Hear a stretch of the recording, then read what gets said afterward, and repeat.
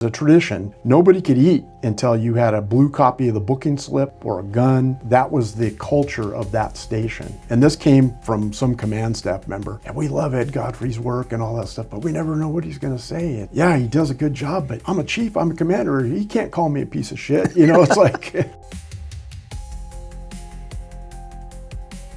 Welcome to the Proper Scoundrel Show. Sir, Ed morning. Godfrey. Oh, man, I never thought I'd see the day. I didn't think I would be here. I don't know what kind of magic you pulled to get me to appear. I had drugged you or something, man, because this is big. Well, just mentioning my name is going to invoke all kinds of hatred, joy, laughter. You know, who the hell is this guy? All You know? emotions. Yeah, a lot of emotions are going to get stirred up. And, Lieutenant, man. well, I watched your whole career from afar going, I don't ever want to cross paths with that guy on the wrong side, man, because I watched you get some ass. And I noticed that you're always trying to help. You're always trying to guide. And some people just can't take it. We talked about this the other day. You just can't take it. They can't, and that's the whole thing. And there's even a saying when people say, oh, work safe. I don't ever say that. I always say, work hard, work smart. And, you know, the department is, we produce basically trained deputy sheriffs, but it's up to you to refine your skill, hone your skills, go to additional training, Absolutely. buy the books, the tools that you need out of your own pocket. So, you know, and I was reluctant to do a podcast, and we were talking a little bit before we started about, wow, I sure worked around a lot of heroes. I didn't realize how many there were, but I am so grateful. I'm grateful to Jesus Christ, my Savior, number one, because I, for all intents and purposes, shouldn't be here due to an illness I had 5 years ago. And I was right at the pearly gates, and Jesus was like, no, St. Peter, he can't come in yet. I have much more work for him to do. And I have his book here, and no, he can't come home yet. You told me the story of that whole, oh my God, that's in the hospital and dealing with all the stuff that went on. And me and Ronnie listened to like, that's a book, that's a movie, that's the craziest scene. Well, just the correlation that we talked about between Christianity and the things that happened in the hospital, including my doctor having the same name as our credit union, that was divine intervention. And there's a reason I'm still here. And maybe this is it. Maybe this is a part of that puzzle that was required of me, you know, to get my ticket home. Yeah. I'm not in a hurry to leave, but... No. But no one's in a rush, right? We all want to hang out, but no. That whole endeavor, I told you about some personal information about some family members that went through it. It wasn't uncommon. It wasn't uncommon for people to go in there sick and then try to get out, and they're trying to push them back in. The whole story, it resonated because I heard that story. Right. From family members that said, I wanted to get out and they wouldn't let me leave. Right. Whole other story, whole other thing. But you are here. And and you're doing some fantastic things. You're making hats. I mean, beautiful. They're not just hats, they're works of art. Yeah, well, that's all. I mean, there's so much to talk about. And believe me, I was hesitant to be here. I told you, my skeletons have skeletons. You know, that's what I'm like. That's what you said. I'm like, okay, hold on a second. But I don't want to boast about things because we're all a team. And we lose that in the whole scheme of things when I listen to your other guests and my interactions with other police departments.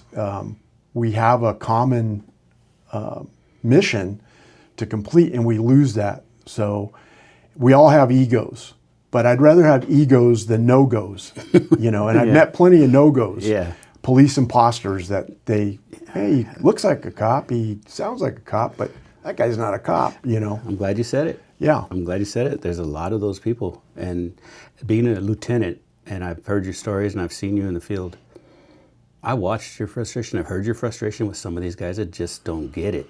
And I get that there are people that just are lazy, but there are people that are hard chargers. So how do you find the hard charger and say, I'm going to mentor him?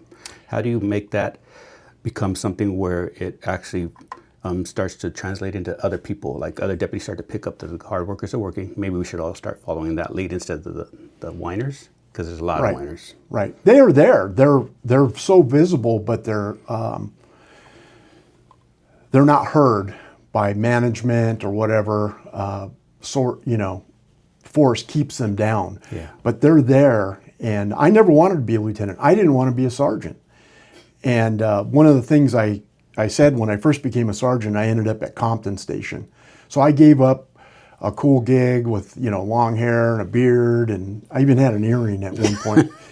And I was like, why did I do this? I gave up my county car, my freedom, and just the camaraderie and the type of intensity of the cases that we did.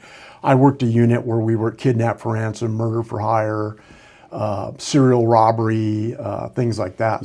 Majors. Right. So it was a very intense job. But so it was going back to patrol. But some of these younger generations, I kind of had it in my head like I was at home. Look, honey, wanted, sheriff, sergeant. Hey, I think I'll apply for that. I don't have any experience. But by that time, I had 20 years on. Okay, you had plenty. So these new guys didn't realize where I had come from. Okay. Some did, but that's where it comes from. And having been relieved of duty, disciplined under internal affairs investigations, one after another, it didn't make sense. And I'm sure there's still people scratching their head like, the only thing they were successful in is keeping me from becoming a captain. Oh, but that's another story too that I will tell you about, time permitting. You touched on some units, majors, and then you have biker gangs. Right. Well, that's when I worked special investigation. That's a whole other, and that's why I enjoy history. And a lot of our people in the department and other departments don't understand the history and how things are cyclic in nature. Okay. So my dad was a policeman back in the early 60s. And studying that, I've seen this is all just, the subversive groups, back then it was the Brown Berets, the Black Panthers, and in those days, there was no Miranda yet, no Mincy. And so they had to figure out a way to do it. So you have to come up with a aggressive plan and how you are going to get through this. But we've become lazy and dependent on other people to, hey, figure this out. What helped me was the older guys that helped me, because you don't know shit when you first start out. Right. But you got to be willing to take that help. Right. There's a lot of people who get to a certain unit or get to a certain car, a certain shift, and they think, I made it. And then when someone with experience like yourself and people I know try to talk to them, they get kind of offended by it. Like, I already got this, sir. I'm 10-8 every day. I'm making hooks. I'm doing good. What are you telling me to do this differently? And you're just trying to help because you can see what's coming. Right. That's one thing about experience. I can see where you're headed. When I watch a kid do something wrong, I'm like, that's going to end up here, and this isn't going to be good. Yeah. So you try to stop them before they get to that point. You need someone that's willing to listen. And the kids now, I'm not saying all of them, it's a different era, man. Well, the generational differences are great, but I was fortunate enough. I started out as reserve for South Pasadena Police Department. And the reason I went there, they hired me at 20 years old. Oh, okay. So it wasn't long before I was a level 1 and I was out on the street by myself. And that's when you really start learning. But more importantly, once I got over to LASD, I was working with veterans that were Vietnam veterans. Yeah. And there might have even been some supervisors that served in the Korean War. And those were the cornerstones of things that we learned. And so you just absorbed it. I mean, it was an honor to be in those places that they had been. Yeah. When I had to work custody division, and thank the Lord I only did 11 months there, there was an old Firestone legend there named Dave Bullis that was a sergeant. He was at Firestone in the 50s. Oh, Jesus. And so, it's all what you're willing to absorb. Yeah. And if you think, and I spoke about ego, we all have it. And so sometimes your ego doesn't allow you, or you don't know the big picture. Yeah. You may not know, like maybe some of the people that work for me that think that I did them wrong or I was too harsh on them didn't understand that I'd already been through stuff. And it's maturity. Yeah. I talk about, getting hired at 20, but in retrospect, as I got older and more mature, I'm like, maybe we shouldn't start hiring people till they're like 26, Yeah. And even then, Yeah. at Firestone Station, I don't know, the oldest guy must have been 30 something years old, Really? you know? And so can you imagine being a supervisor? Yes. And you have all these guys out there, Yes. and girls, Yeah. you know, which I want to touch on too, because I watch these videos, and the female officers take a lot of heat for their inaction or hesitation. But the ones I worked with, they were all the way live, and I've got nothing but respect for them. There's And some great female cops. There's some great male cops. It doesn't matter. No. You are what you are. Right. And that's right. all there is to it. But you touched on Firestone. Okay. You know I grew up there. Yes. Okay. So I'm sure we crossed paths. I guarantee you we crossed paths. Me and my brothers were out of control.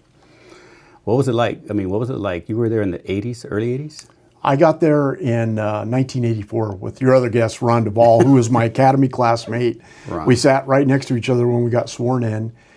And that was the beauty of it, is we got to work a radio car together. A lot of my classmates did. I think the first wave was 11 of us all went to Firestone Station 11 trainees at the same time? at the same time. But Whoa. then shortly thereafter, another wave came. Whoa. And that was because the department was gearing up. The Olympics were coming. Olympics. And then you had Richard Ramirez, the Night Stalker, running around. And so there was a lot of stuff. So the department was smart in building up field forces Yes. early. And so there's just a lot of, things that come to mind. And in retrospect, I also think that, and I told you this when you came to visit my home, there's so many great people that live in those areas that we work. We like to call them ghetto stations or whatever, but the majority of them are decent, law-abiding citizens that are held captive by a very small percentage of gang members and criminals. But you have to lay down a certain foundation of how you're going to conduct yourself, your tactics, techniques, and procedures, I'll call them, to maintain that control. And that's why we run the jail in the manner we do. It's a constant case of confusion. And otherwise, if we just let it go by the wayside, they could develop a plan to, Yeah, absolutely. maybe take it over or something. It happens. And when you're talking about the neighborhood and law-abiding citizens, it's true. There's some great people there, majority, but great people, hardworking, just want to make a living, raise a family. But all those bad people you're talking about, the criminals, the gang members, the people who are trying to take advantage, they're all family members of the good people. Right. So the separation is a hard part for me. I remember it was hard because in my family, if you did wrong, you did wrong. And you were called out for doing wrong. Right. Protecting a bad relative, my dad was, he was probably worse than the cops. Bring that in my house, no longer allowed to come near my kids, that kind of stuff. Fighting the family members that don't want to believe that they have bad relatives. If more people called out their bad element, instead of trying to hide them, I think it would be a better community. And I'm talking from experience, because we still have that. I still have some family members like, your cousin's this. I go, my cousin's been in prison 10 times. I mean, it's about time he's learned. It's very hard to fight that. And that's why when you get people that want to be judgmental, you never know who in your family, or maybe through marriage or whatever, you're going to have that circumstance where you're now part of that percentage group. Yes. And we talked about that. And for me, I don't know, my dad was a policeman, but I wanted to be a bad guy. So the guys that I hung out with were all bad. And being of mixed race, half Mexican, half German, I got a pass, even with my light skin and blue eyes, to do certain things. So most of my friends did go to prison. And if it wasn't for me at 17 years old, getting my girlfriend pregnant, having to get married, I might have been right with them. Responsibility hits you. Exactly. Yeah. And it's like, and that's the whole thing that we've lost in this culture today, is doing the right thing.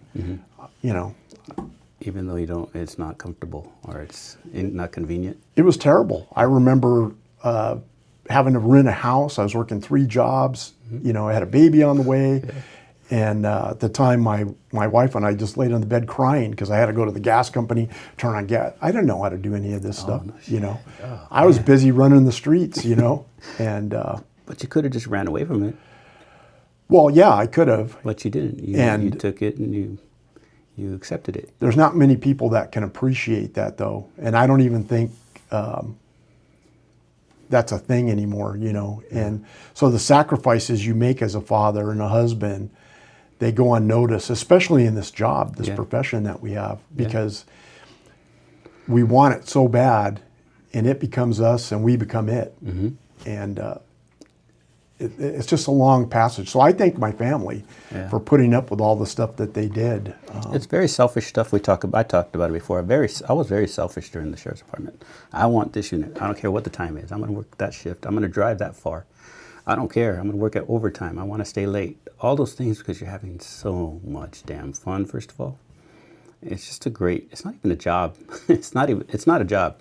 If you're doing it right and you're accepting your jobs and you're making the best of each job you get, because not all of them are perfect, you can have the best time a human being can have. And you don't want to go home sometimes because of the fact that you're having so much fun. You have to, of course. I love being home too. But man, it isn't always, man, I got to go to work. Sometimes, man, I can't wait to go. I got something that's going to be good today. Let's go. And you forget that there are people waiting for you at home sometimes. I remember those days. It was never a job for me, and a lot of my... Well, you guys at Firestone didn't want to go home. We didn't want to go home. I mean, I lived about 70 miles away, you know, so I had a long drive ahead of me. But no, I didn't want to go home because it was so much fun. And let me give a background on that. So a lot of people say, oh, I watched the television show Adam 12 growing up that made me want to be a cop. Even when I was younger, that was too clean for me. You know, I liked Police Story, Joseph Wambaugh, the books and things like that. My dad knew him because he would frequent a bar with where he would get some of the stories from. Oh, shoot. So that's good. But Dragnet was another one for me, and it was pretty clean. But those are the foundational things that influenced me. And that's the thing about old movies and things that are said and done. You learn virtues by watching these shows, by watching these movies, by hearing different sayings. There's a movie called The DI with Jack Webb. It's a 1956, 58 movie about the Marine Corps. And there was a scene in there where they were in the squad bay and they're all sitting around doing their, very rare free time. Yeah. And there's a Private Rodriguez. He goes, "This place puts me down. No bread, no juice. What a drag. I must have had rocks in my head for joining the Marine Corps." And then there's another private sitting there, and he giggles, "Hee hee hee. I ain't feeling sorry for myself." And Private Rodriguez goes, "Who's feeling sorry? All around I see the signs that say, cheer up. Things could be worse." And you know they're right. I cheered up, and sure enough, things got worse. So I've always had that motto, and I had memorized that scene back when I was a kid, even. I'm going to memorize it now. I'm going to watch it and write it down. That's the best ever. And then the DI comes in. He goes, "Did I hear somebody laughing?" And he tells his private, he goes, "Was it you?" He goes, "No, sir. Only 9-year-old girls laugh." So I'm definitely going to watch this one now. And there's all kinds of different things that come up. That movie Tombstone, Doc Holliday's lines were classic. The best. Yeah. The best. Yeah, they were. To me, he could have been a deputy. The stuff he says, the way he says it, the way we talk, it's just very sarcastic, I guess you could call it. And that was a roadblock for me in my career because they said, and this came from some command staff member, "Yeah, we love Ed Godfrey's work and all that stuff, but we never know what he's going to say." It's like, yeah, he does a good job, but I'm a chief, I'm a commander. He can't call me a piece of shit. It's like, but you have to know when to be eloquent. And that's what I would tell people. Like when I was I call it the chief of police, a service area lieutenant for a contract city. I know when to be eloquent before an outside entity, a city council, a community meeting. But if you're going to sit in a staff meeting with other sworn personnel and you cannot be candid and to the point with these people, then what's your purpose? No. But that offends people. Oh, yeah. And that goes into the fact, when I was a sergeant at Compton, I got charged with hazing, a full-blown internal affairs investigation for hazing, for just doing my job. And there were some funny things involved. But it happened to me again as a lieutenant. I heard both, and they're hilarious. They're not hazing. No, they're not hazing, but it's a generation that I get it. that has gone, and That's, you know what hazing is. I know what hazing is. oh yeah, That's not. That was hilarious. no, and Hazing to me was brutal. well, when you used to think about how intense training was, Oh yeah. like a lot of those guys I told you that went out to Firestone with us, there was 6 or 7 of them that quit the department over the intensity of that training. Okay, and guys like me and Ron Duvall and stuff, we like, these guys did it before we did, and it was probably harder, so we can do it. Yep. And there was times that, I wanted to leave, and I'm like, because I got offered to go back to South Pasadena. Oh, okay. And they're like, hey, come on over. You Oh, don't have to yeah, be on temptation, training. huh? But I'm like, no, that's a small place. You see what's going to come when I finish this. You see what they're trying to build you to, and you want it so bad. I mean, those things. The harder it is, the more coveted it is. I think those are the things that we fight for. The right. You'll fight for it if you think it's good for you. The people that give up or quit, I'm not going to say why. It's just they never knew what they could have done. No, and they could have done it. And that's the whole thing about the intensity of the training program. Is I told a couple guys, I said, look, we're going to throw you in the deep end of the pool, let you flounder around and all that. We're going to laugh at you, but we're going to not let you drown. We're going to reach a hand in there. We're going to pull you out. You just have to know that there's a purpose for this. Everything. And it comes off wrong, but it builds that camaraderie, and you're part of that fraternity. It now becomes a fraternity. Just like this pin I'm wearing, I can't just go show up at a station, hey, give me one of those Firestone pins. And, there's a big thing about the gang connotation of Yeah. station tattoos, which is total garbage. Yeah. It's not what it meant at all. No, not at all. It's not a thing. Yeah, but it's whatever is the topic of the pleasure of who's running for office or whatever. And I'd like to get into that too, because it's a whole, shouldn't be that way. No. Just like our attitude towards other departments. And that's where I had a benefit. My dad was on a smaller department, but only because of his eyesight was non-correctable. So he Okay. got DQ'd from LASD, LAPD. So he went to, a smaller agency. But those smaller agencies, they do it all. Yeah. But I think they sometimes feel defensive, and they shouldn't, because they do fine work. Yeah. Like I told you, if I took a burglary report at some house at South Pasadena, on the sheriff's department, we had the crime lab. Hey, let me get a print deputy. Someone's going to come out and fingerprint the house. Hold on a second, ma'am. I'll be right back. Go to the trunk of my car, pull out my print kit, and now I'm the print deputy. Yeah. So you have to know a lot. A lot. Yeah, you're a jack of all trades, but you have to be willing to do it because it's work. Yeah, and that's the whole thing. It's work. It's extra work. We've accepted mediocrity, and that shouldn't be, because you should get to these levels of excellence and always push the envelope, and always, but we give up too soon nowadays, I think.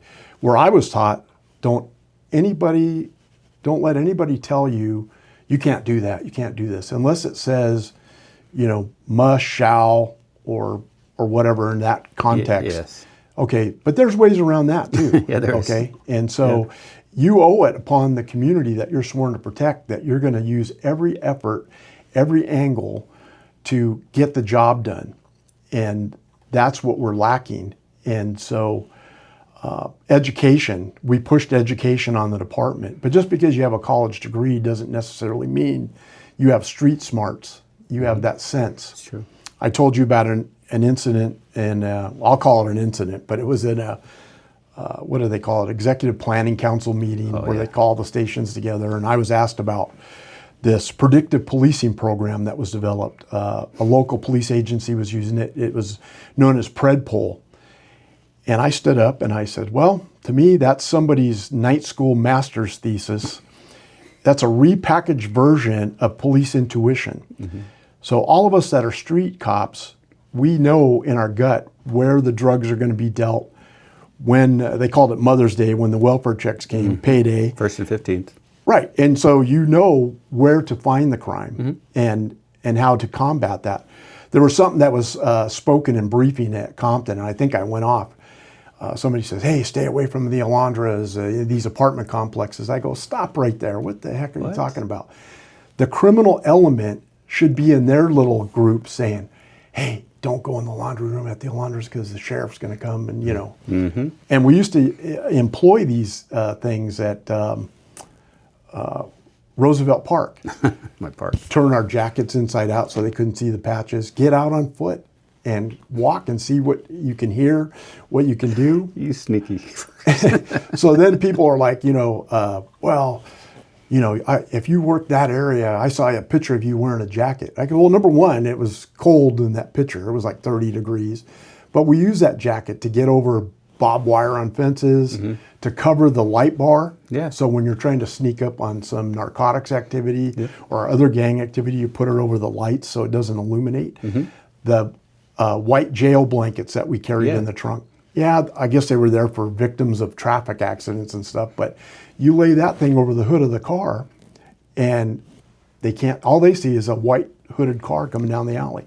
Change it up. You change it up. And that's the thing that we've lost, Growing up watching that show, Mission Impossible, that's the mindset that I had. That was fun. And the crew that you came from, we couldn't do all that stuff without you guys. And you had such a small unit. I don't know how you did it. It's tiny. But you had a good supervisor, you had good partners, and the great training. But it was split off from your old team because they did the research and on where the teams went after Spy was broken up, and a portion of that numbers went to Tech Ops, and a portion went to Major Crimes because they all got disbanded. So we were like, man, that's history right there.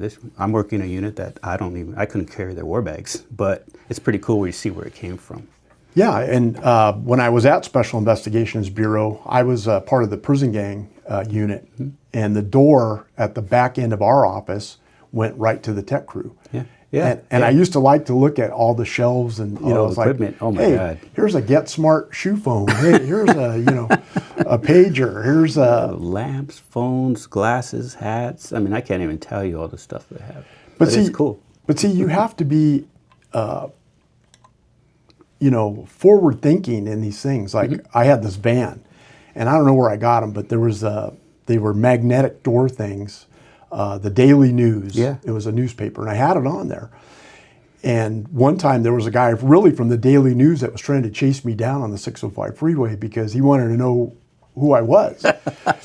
But I'm on we call it the eye, the guy that's watching the surveillance. And so I'm in Compton, I'm in this parking lot, and the locals are circling me like sharks in the water. But they're like, who is this guy? It's got to be the police.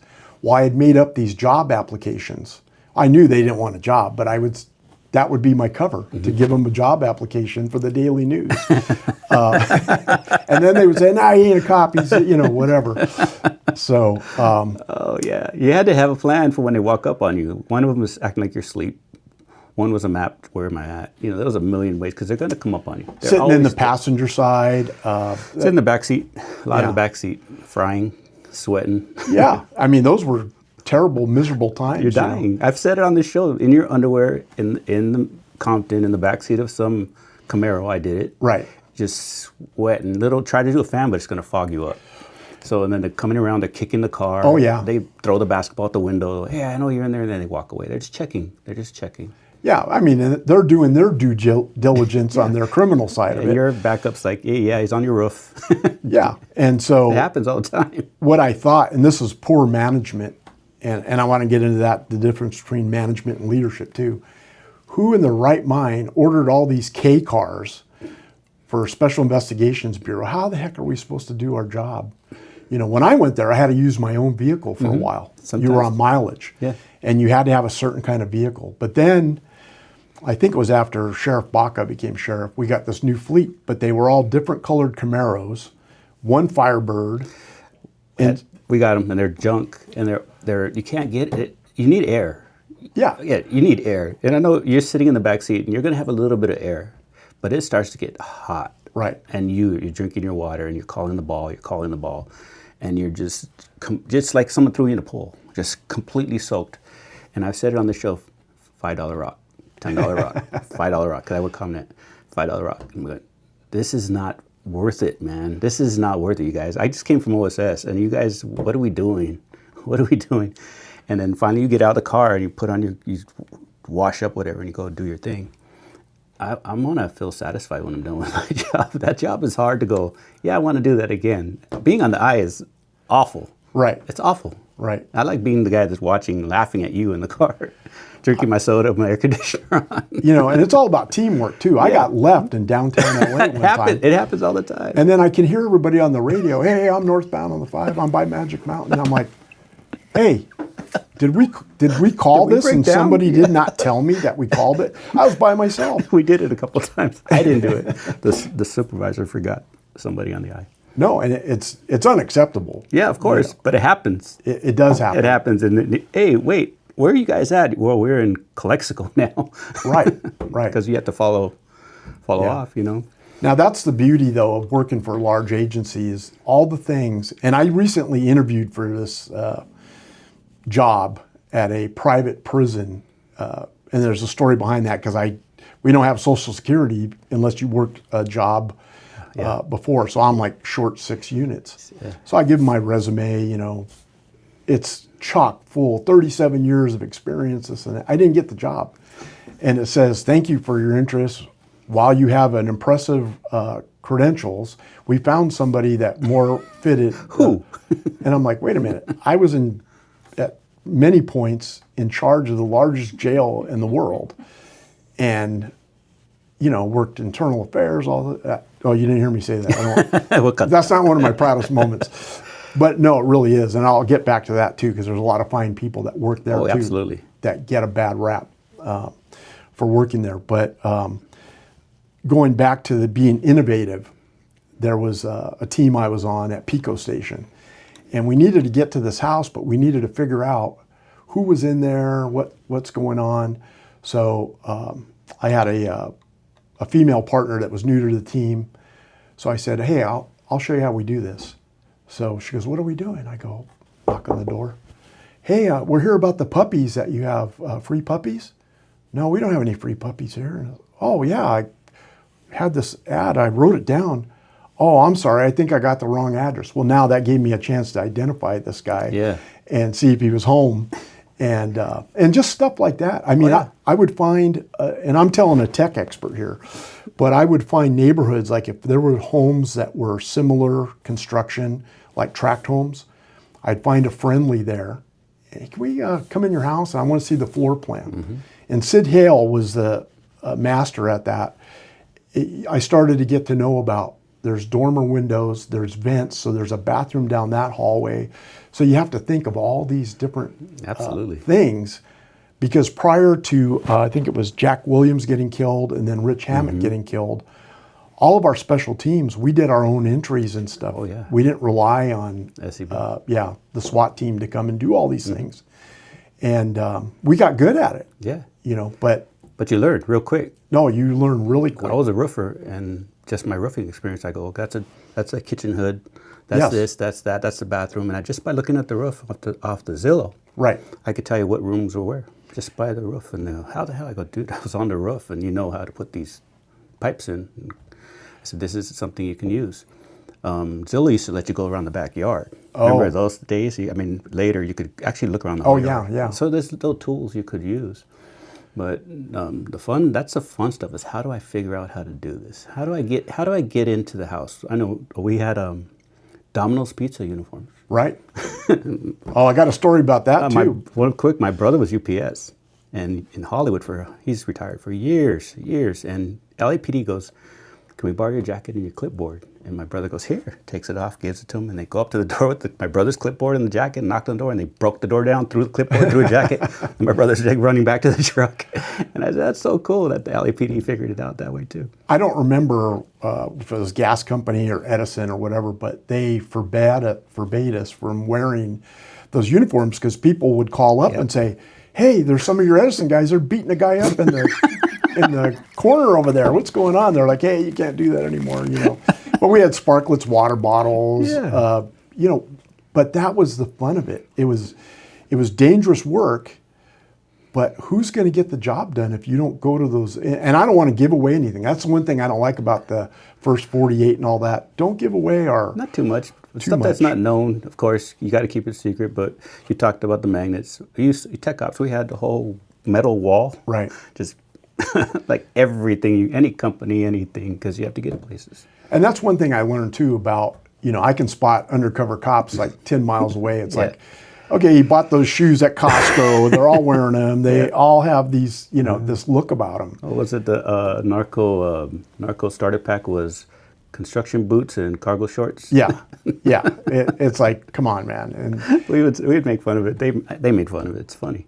Well, and that's when you learn. And I think I told you a story when I was going to buy some narcotics at a bar from this girl, and she said, "Are you a cop?" Because I probably had cologne on. I had a decent watch. Yeah. My fingernails were short and clean. And so later I stopped. If I knew I was going to do an operation, not wash my hair, look for the premium Joe Camel sunglasses at 7-Eleven, nothing that was going to tie me. But because we have a tendency to eyeball people, you could call it confrontational, but we're geared to look at the problem. So it's better to try and, keep your eyes down. I learned real quick, just stay still. Yeah. Just stay still. People will walk right by you, don't even see you. Because we are in our day, we're in our own element.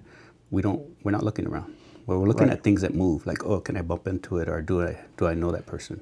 But things that don't move, you can walk. You can disappear in a room. Right. Because we snuck in the county jail. That's what she's gonna say it. Right. That's the way you do it. And this is the trick. Just don't move. You walk in a room full of people that all know each other, but you don't say a thing or move. You look down. They don't even remember that you were in the room. Yeah. It happened. I used to laugh. So you were a wedding crasher, basically. Basically. But it's very cool. It's cool being good at your craft. Yeah, and then think how many times, though, you thought you were burned, but you weren't, because we're so paranoid about, I think he saw me. And then you find out, that they didn't. But getting back to the details involved, especially when you go to a place like Homicide, there's names for everything. So construction, that's not a line in the concrete. That's an expansion joint. Okay. The aprons. What's a point on a fork? That's a tine. What's the end of a shoelace? Was it agulette? Something like that. I don't know if I'm pronouncing it right, but those are all things that you put in to place, because you have to know a little bit about a lot of things. Specifically, and it's very specific. You can't. Right. It's got to be for Homicide. It's got to be exactly. There's no confusion of what he's talking about. Right. And you guys are great at that. In writing third person, oh my God.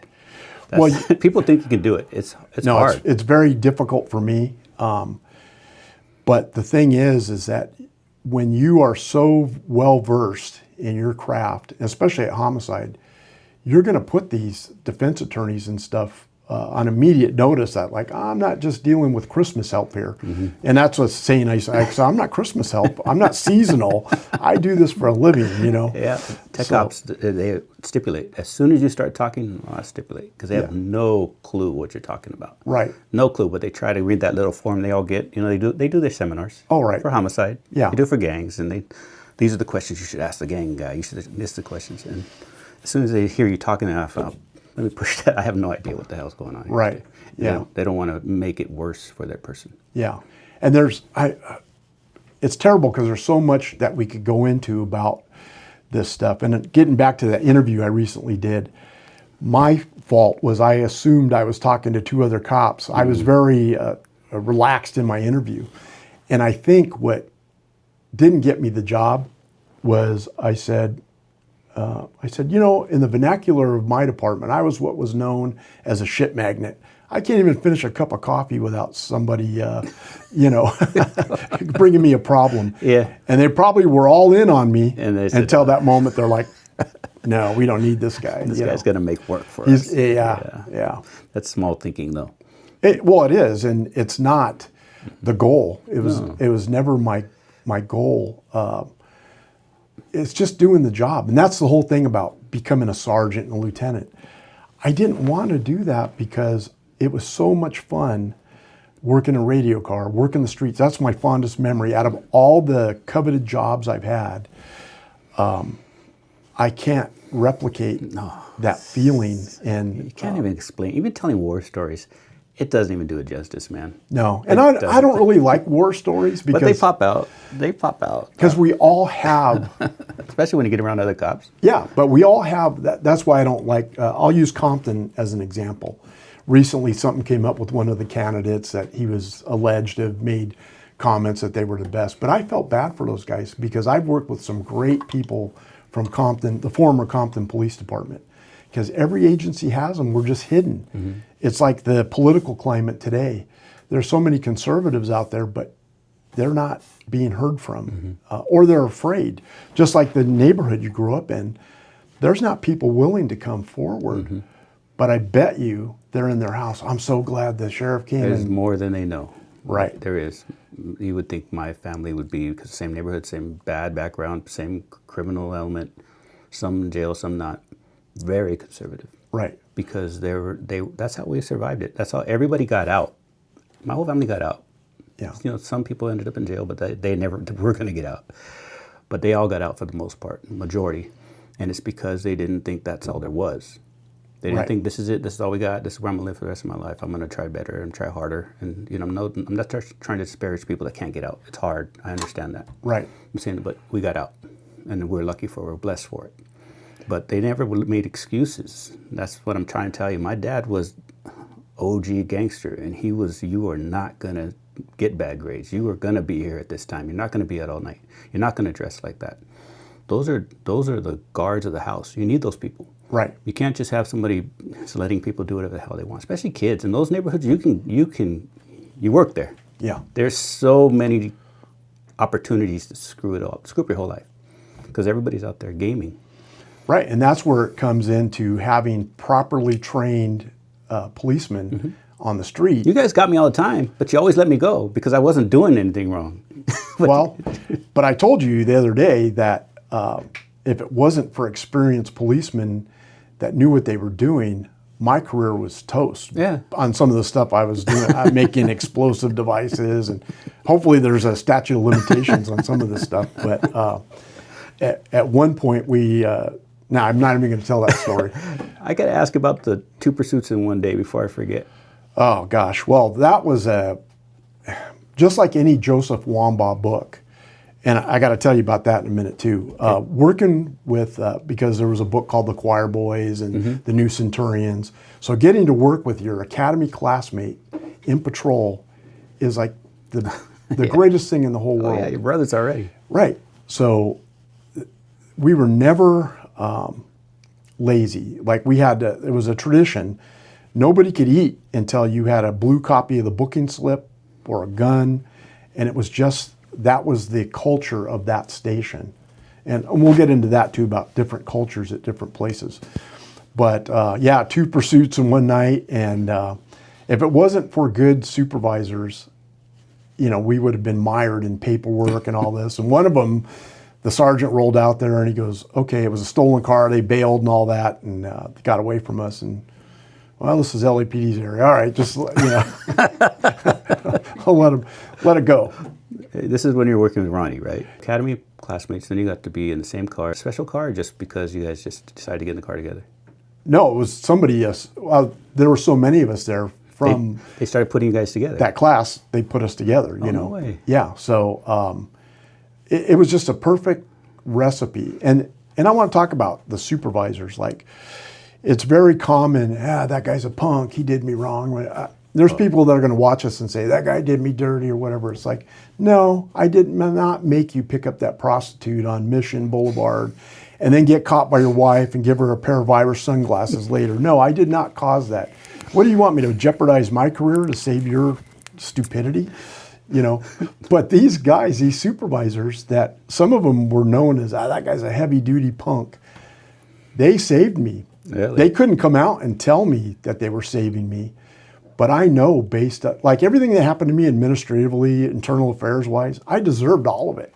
All of it. Mm-hmm. But it's all how you articulate it. It's like, well, you got some of it right, but I'm going to fall on the sword because, you know, I did do this. Mm-hmm. And that's the other thing about being a follower. You want to follow who you think are the the shot callers. I'll use some gang That's vernacular. true.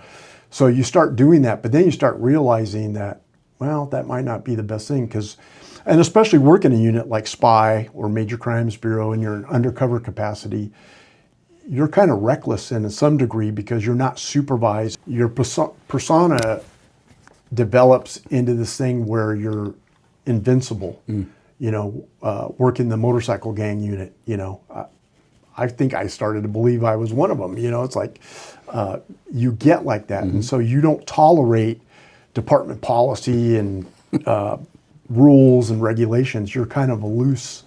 Bad supervisors. Yeah. You have no patience for those people. And that's the only reason I became a supervisor, because eventually I started working for people that had never worked those units, didn't have that experience level. And therefore I said, well, how am I going to complain about something if I'm not willing to step up? Which is a fallacy too, because you're so small in the whole scheme of things. That doesn't make any sense. But you try. You try. You try. But those people that you talked about, the hard chargers, the guys, people kind of go, oh man, he's an ass, or he's a hammer. Those are the people you want when you get into shit. I don't care what anybody says. You don't want the guy who's going to tell you nice things. You want the guy who's going to tell you the truth and help you straighten yourself out. My partner and I got into something one time, and it was a beef. And a certain sergeant came from the other side, came up to me and said, "You're not going to do that again, right? You guys don't do it again, you whatever." And my partner starts going, "Man, that's bullshit." I go, "Shut up." Right. And he says, I'm telling you right now, I'm going to send you guys to another car. You're going to go to another city. You're going to do this for a couple weeks. You're good, right? You got it? And he was still pissed. I go, "Shut up." And he goes, "That's bullshit." You got to go, "Dude, he just gave you discipline, you dumbass." Right. He just saved you from a written, and you didn't even know it. No. He's giving you a verbal. They can't double you. He made a move. He counseled us, and now we're done. We didn't do anything wrong, but he's saving us from the next brass who might take it further. Right. You got to recognize that shit. You become indignant because how dare he tell me this, because Yeah. you don't know his background. Yeah. You don't know what he might have gone through in his career. He was saving our ass, or not saving, helping us, so we weren't going to get. There's some sergeants would have took it way further, and it was nothing bad, nothing terrible. It was just stupid. Somebody said something stupid out in the field. It had nothing to do with us, really. But he thought, "How dare you talk to me like that?" And this guy is probably the meanest man you ever meet, but he's helping us right now, and he's Right. And take it, stupid. Yeah, well, there's that sensitivity that they have. I got in trouble, not in trouble, but I was counseled. One of the things I said is the only thing that should have thin skin is a condom. And some people were aghast, like, "I don't think he should say that. I don't think he can say that." I used to hold these briefings. You said that in briefing? Oh yeah, 2 different facilities, and I wish you would have been there. I suggested that we bring back the old method of like, "Hey, meet me behind the pumps or whatever." At the jail, there was the boxing ring. Meet me at the grease up and meet at the flagpole. Yeah, before you start mouthing off and stuff, back your stuff up. Yeah, let's go. And that's just the way. I heard it all the time. That's the way it should be. But and that's the one thing I would hope that my appearing here today, because I was reluctant, because I don't want to be that, "Oh, that guy's a hero," or whatever. No, we all have our stories. We all have done magnificent things in our careers. But I want to let these people that are underrepresented, that are still wearing the badge, know that there's a time that's going to come for you. And one of the things that had come up as a supervisor, I got some officers, deputies that, "Well, why do I always have to get that containment spot? Why am I want to be in the action?" I go, "Look, man, if I had a football team of all quarterbacks, we'd have a losing season after season, and the owners would sell the team or whatever. I need you to observe and learn this craft. I'm using the A players right now because eventually they're going to move on, but I'm going to need somebody to take their place." And when you explain it like that, it's something like, be glad. There was some training I received with the military, and it was resiliency training. And one of the things, the takeaways from that is always hunt for the good stuff. Well, what does that mean? Well, that means that even under the most adverse conditions, instead of thinking negatively, you should be thinking, I'm not changing tires at Tire Pros. I'm on the street, And I don't want to knock the people that go to the other units within the department, but there's a lack of freedom when you're assigned to, say, courts or whatever. Yeah, that's your thing, and I'm glad you're doing it because now I don't have to do it. But that's the whole thing I want to tell this generation that's out there. Oh, we're killing us. They're working us too much overtime. Hey, it happened to all of us. Mm-hmm. We had a thing called drawer time. Mm-hmm. You're working a double shift, but they can't compensate you for it. So it goes in the imaginary drawer. So when you do need to take time off, you tell the sergeant, hey, I got 80 hours of drawer time or what have you. Well, that doesn't exist. You know, we didn't get compensated. Now you have donning and doffing. There's all these, you know, lawsuits and, you know, different. I had years of drawer time.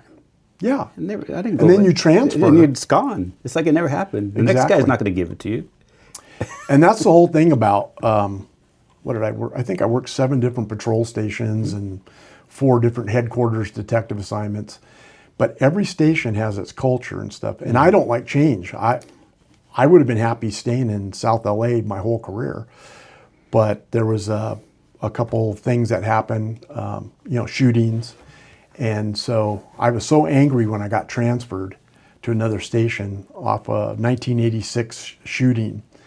And the reason they moved me is I had one 4 months prior to that. So I showed up at a place and it was a hard transition, but that's when I learned every station, whether you work Marina Del Rey, there's a lot of stuff that happens in Marina Del Rey. There's a lot of stuff that happens every station. In every station. Mm-hmm. And you ended up working one of the areas that at the time, that station, there was no Walnut station. No. It was industry, it was huge. Yeah.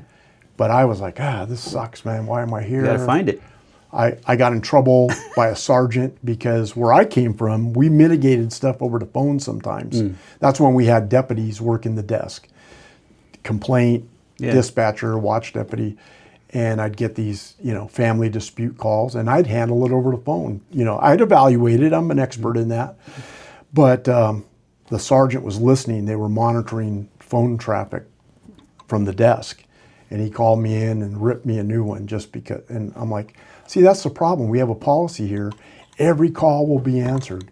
Well, why don't you let me evaluate it?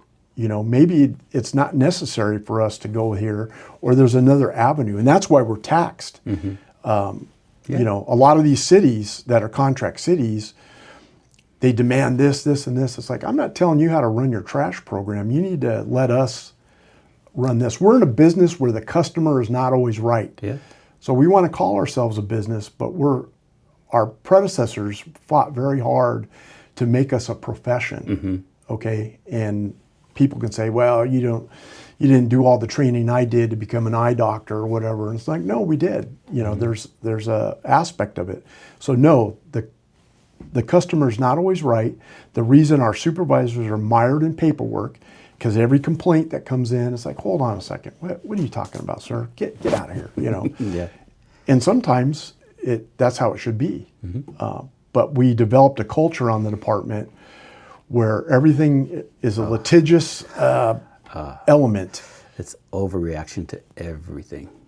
Everything. Everything is overreacting. And it's handcuffing the guys. They're great guys. Guys and girls trying to do their job. They're being handcuffed by overreaction and paranoia.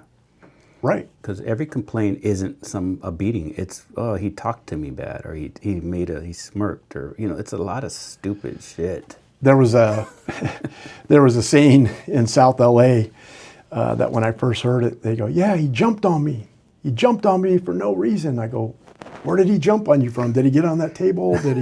No, he jumped on me. He got up in my face. And I'm like, so you have to learn that stuff. Yes. Like he came up on me in a deuce and a quarter. I was on dime speed. And it's like, a Buick 225 and you're on a 10-speed bicycle. And then the lies that come up too. Like I was recounting to you about this guy, stopped him at 71st in Compton and pat him down. He's got a buck knife. And I go, whose knife is this, man? He goes, oh, it's my knife. I said, where'd you get it? He goes, oh, I just been having it.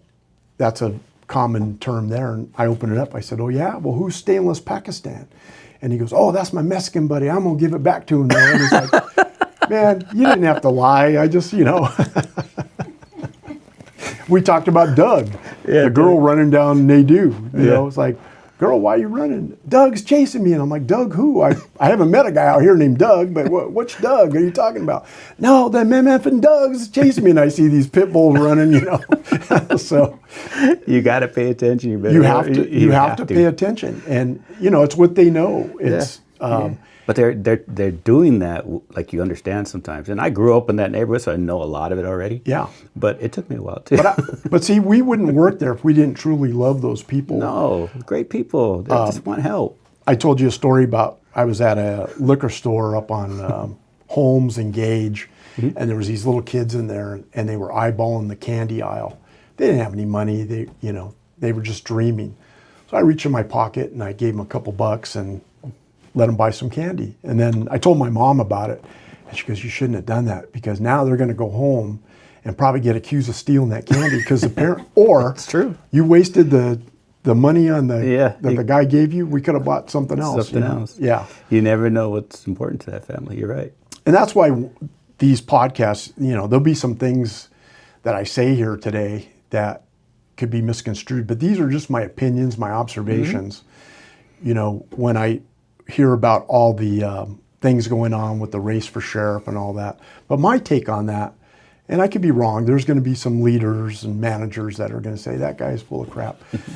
But where is the subordinate leadership? I've met Sheriff Luna. He seems like a genuinely nice man. I don't know what his experience is, but where's your subordinate leadership?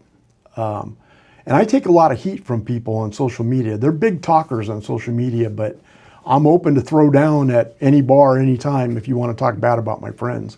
And I'll talk about Chief McDonald. That guy is a fine man. I've known him for years. And when he was our sheriff, I think he was misled on a lot of things. And, you know, but where's the subordinate leadership? Sir, I'm one of your subordinate leaders. Let me handle this. You don't have to be the face of adversity and all that. I'm going to come up with a plan for you. And I'll take responsibility a little bit. There was a thing about the uniform shirt change. And because, you know, I'm a historian, I know a lot about uniforms from the very beginning. And Sheriff McDonald, Chief McDonald, he's a historian and collector as well. And I said, hey, Sheriff, how come we can't get like Sinatra is a major uniform manufacturer that LAPD uses? Okay. And I said, how come we don't have the same ability to get those kind of shirts and that material and stuff?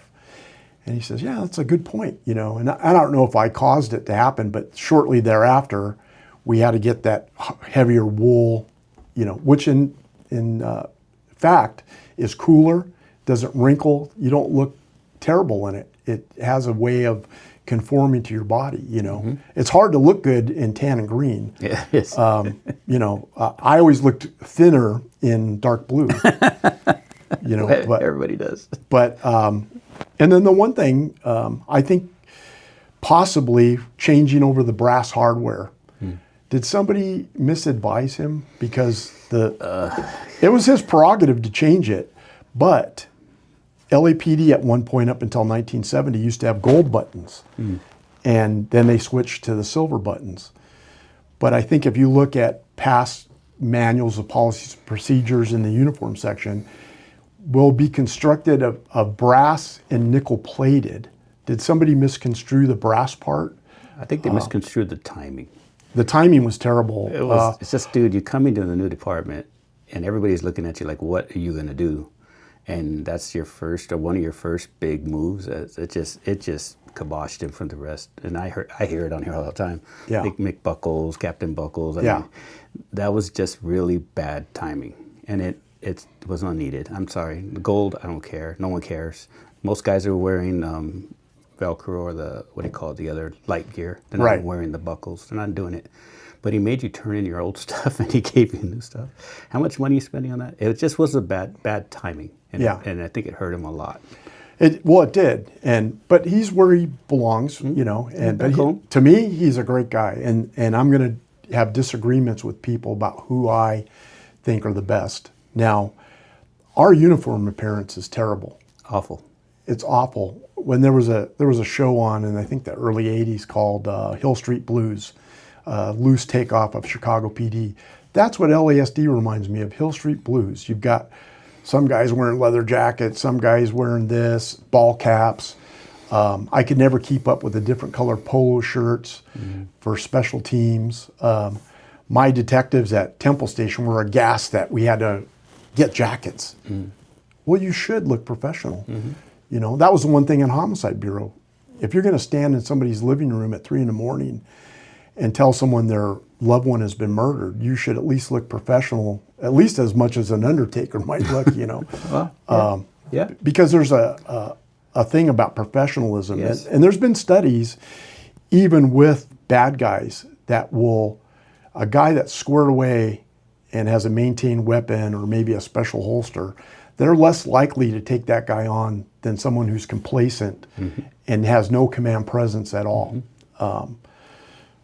So there's those little factors. It's true though. Like when you first get to the jail, the first thing the inmates are looking at is how clean your patches are. They know you're brand new. Right. And after a while washing, they start to rub off and it discolor.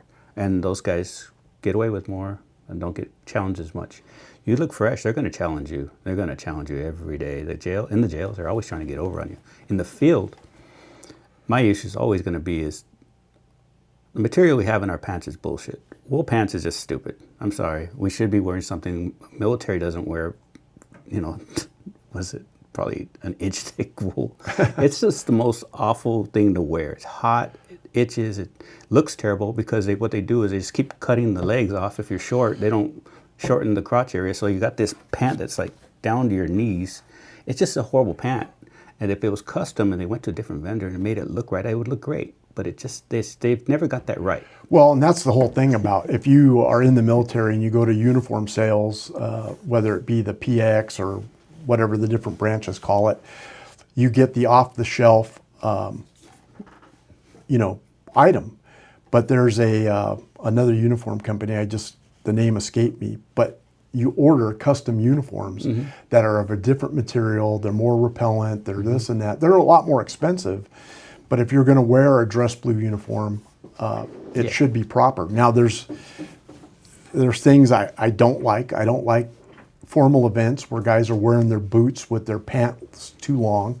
There should be a break, one break or something in the front, and it's called the West Point cut, where it is, I think, 1/8 of an inch from the heel, and it's at a slant. Yeah. So the front of the pant lays on there. Yeah. One thing that Sinatra uniform did, which impressed me, and I've gone there because I study uniforms and stuff, is that a lot of uniform places, when the sleeves are too long, they just cut it here. And that changes the yoke and the buttons. So what Sinatra does is they do it from the shoulder. Perfect. So then it's going to lay properly and you're not going to lose that uniformity. I think it's important. And there's going to be people watching this like, well, is this guy a costume designer? No, or but what? you know this stuff. You study this stuff, and so your opinion matters. I think when we get out of the car, everybody wearing a different color uniform, different style, it looks terrible. Right. And I know I like to throw over for DB, throw over for the specialized units. I understand that because sometimes you're typing a warrant and something happens, you throw a vest on, you go. The throw over. But something just happened and we just had a deputy lose his life, and one of the things that came up was because they saw the throw over, he knew to aim another place and killed him. Right. So that's Class A in the field in a radar car. You can argue that. You can argue that. That's a big thing. But the throw over in the field, I get it. Why can't they be the same? Right. Why can't they be the same throw over? Some are subdued, some are gold or yellow. They're just, someone needs to get in line and say, these are the uniforms. You're not wearing that uniform. It's up to your sergeant to say, you're out of your policy, get a new uniform. Right. They used to give us like one Class A, one Class B, I think. One Class A when you first got to the department, and that was it. Yeah. I think that they cost so much money. I get that. They're hundreds of dollars. I mean, hundreds of dollars for one uniform. One shirt and one pants is over $200 now. Oh, just for the shirt, it's $200 and something, and that's without stripes. That's you basic. Put all the stuff on uniform it still. shirt. Yeah. I mean, I just think we've got to do a better job. I'm going to bring something way back. I think it's a travesty that our military has to buy their own uniforms. My son was in the Air Force, and his first day when he bought all his uniforms, all the clothes he had to wear, They took it out of his first check. Absolutely. And MREs. How do they have to pay for their own uniform? And here's the thing is that, and I used to think this as a kid, growing up, oh, you get all this free stuff in the military, but actually in the Army, there's a central issuing facility. So that stuff you've been issued has to come back, and it has to be in perfect condition, or they're going to tax you for it. But they don't reuse it. They surplus it out. They end up getting surplused out. And then there's these groups like at Fort Irwin is like a Craigslist, but it's Fort Irwin Buku is what it was called. And that, if you were missing a plate or something like that, you could go to Fort Irwin Buku. Oh, so you can turn it back in. And so you can get that at a discounted price and turn that in, you know. Because they're always losing stuff. Just like us with logistics, you know. What, you want my plastic flashlight? That's a fallacy, but... the whistle. The whistle and all that stuff. And oddly enough, I had all of it, you know, but... They stopped asking for some of it. They still ask for most of it, like Yeah. the vest, your vest, because it's issued. But our military, these guys are joining for the right reason, for the most, to me, the most honorable position almost. You know, that's but- just wrong. But you're still better off serving than not serving. No, you should serve, but I think they should be taken care of. But I think if the public really knew exactly, because I have family members that are active duty, you know, and then one is a former combat veteran, Marine. Mm-hmm. My father-in-law, my dad. I was born on an Air Force base. You know, I served a little bit. You know, but it's ludicrous the stuff that goes on. It shouldn't be a thing. No. You should be given free uniforms. The government should pay for your uniforms. Well, that brings me to another point. Let's talk about that. Here you have somebody on the department, and I'm just serving with a guard unit, you know, with the active duty, but I'm working around all these combat veteran soldiers, and I'm recommending them to go to the sheriff's department for jobs. And they all get disqualified for some dumb reason. To me, it's a dumb reason.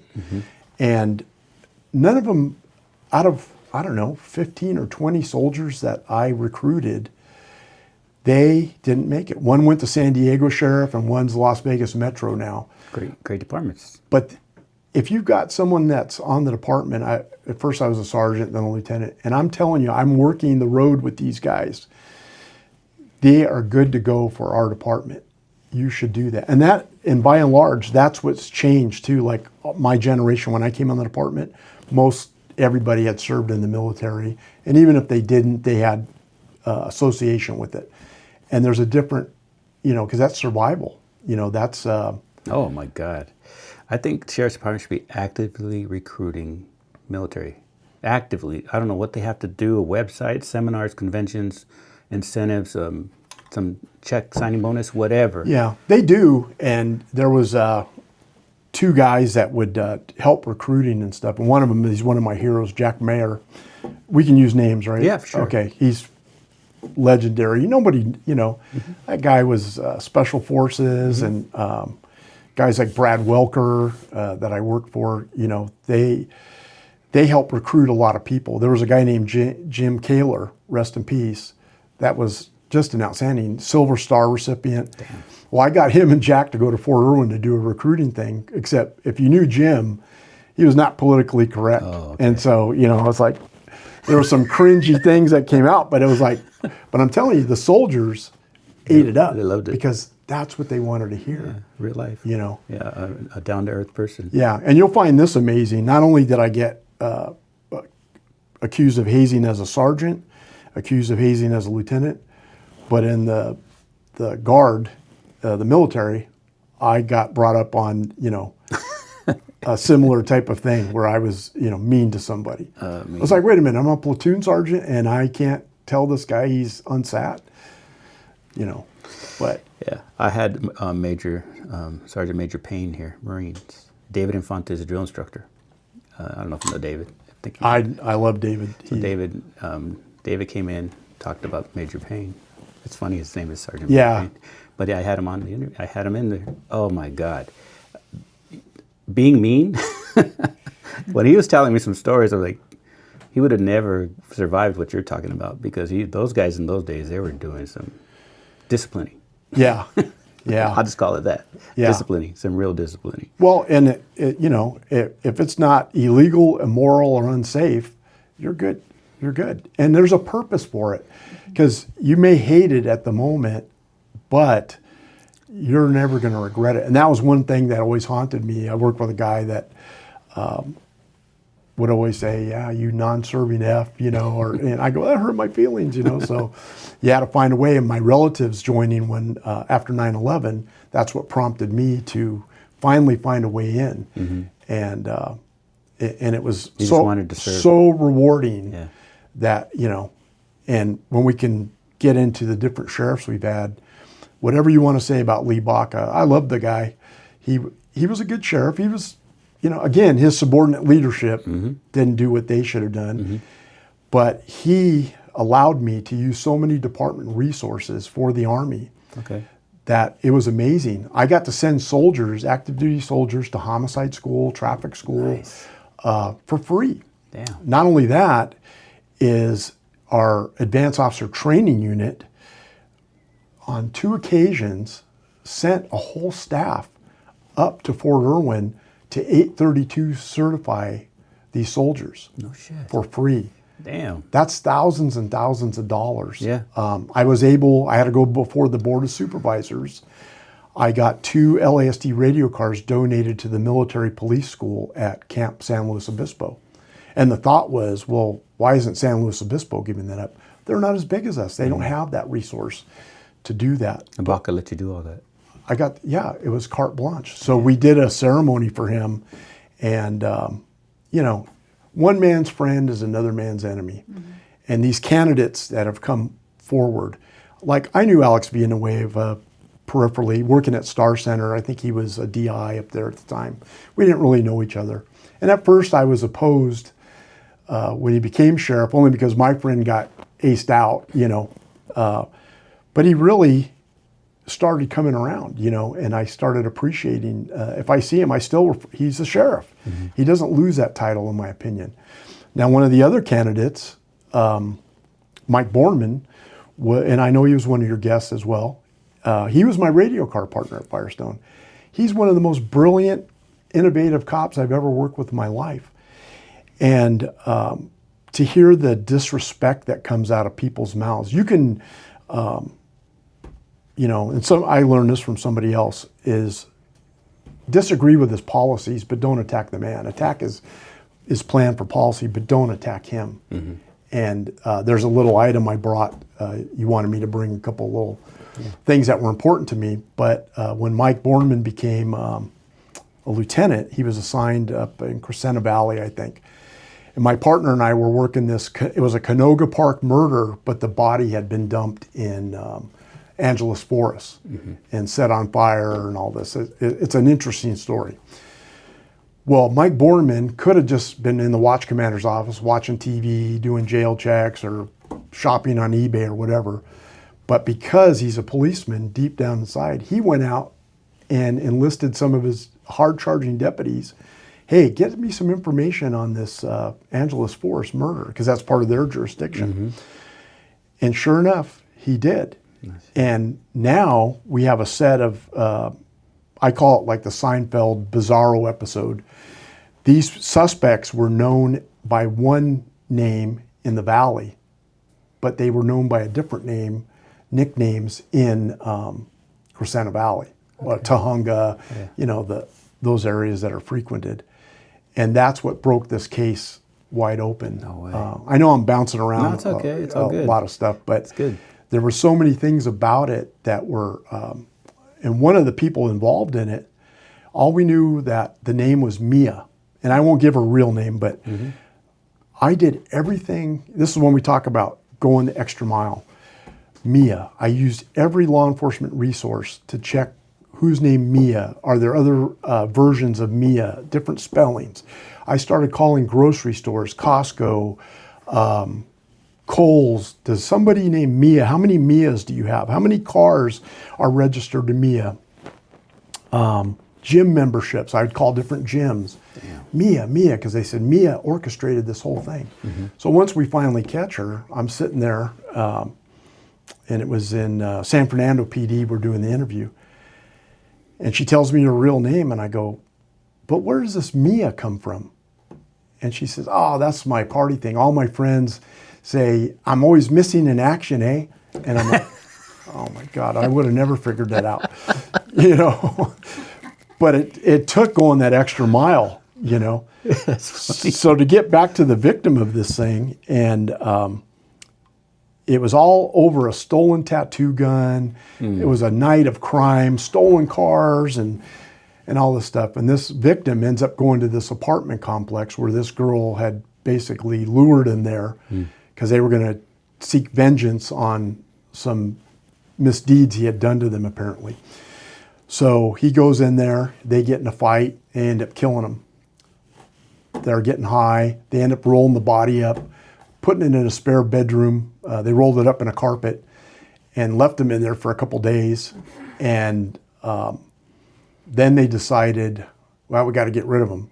So they get a tow truck guy they know. He gets his personal vehicle, load him up, take him up to the bathroom in the forest, and light him on fire with some gasoline. But when they closed the door of the bathroom, it cut the oxygen off and the flames went out. But it did burn his entire face and torso. So all I was left with, me and my partner, was a pair of red shorts and legs and feet. And I'm in there looking at it, and this is where you can go off the reservation. Being a good detective is being a manager of information and different resources. Yes. But the thing that stood out to me is I go, he's got pedicured feet. He's got, man, this is not, you know, what is it? We went up in all these different directions. And so I get our graphic artist, Sandy Enslow. I have her come to the coroner's office during the autopsy. I go, Sandy, look at this guy's facial, the skull. Can you draw me something that he might have looked like in life? And she does it. So we put it on Channel 7 News that night, and the mom calls. And she says, I think that's my son. Whoa. And it's like, and her and I had a tumultuous relationship. Oddly enough, during all these different investigations, I've been slapped in the face twice by victims' mothers. And I'm like, I'm sorry to bring you the bad news, but it was just their anger, their emotion. I get it. Yeah. You know, Yeah. you know, but I got slapped. So what happens in these cases is you cannot chase your tail. You have to be a good case manager. And these moms and family members start doing their own investigations. And they call you on the phone constantly. Why aren't you doing this? Why didn't you follow this up? I found this out. I found that out. You're wrong. You're wrong. You're wrong. And that's what happened with this lady. And one time she called me and she says, you wait till this happens to one of your kids. I said, oh, hell no, you did not. Click. You know, I work for your son in life and death. I don't work for you. But I'm going to get to the bottom of it. And we did. So she ends up making my partner and I this beautiful plaque. And you've been to my house, my museum. I maintain a museum. I don't have a lot of me stuff on the wall. I have stuff from different places, but she made, and I brought it today, but she made me and Phil Martinez this acrylic plaque.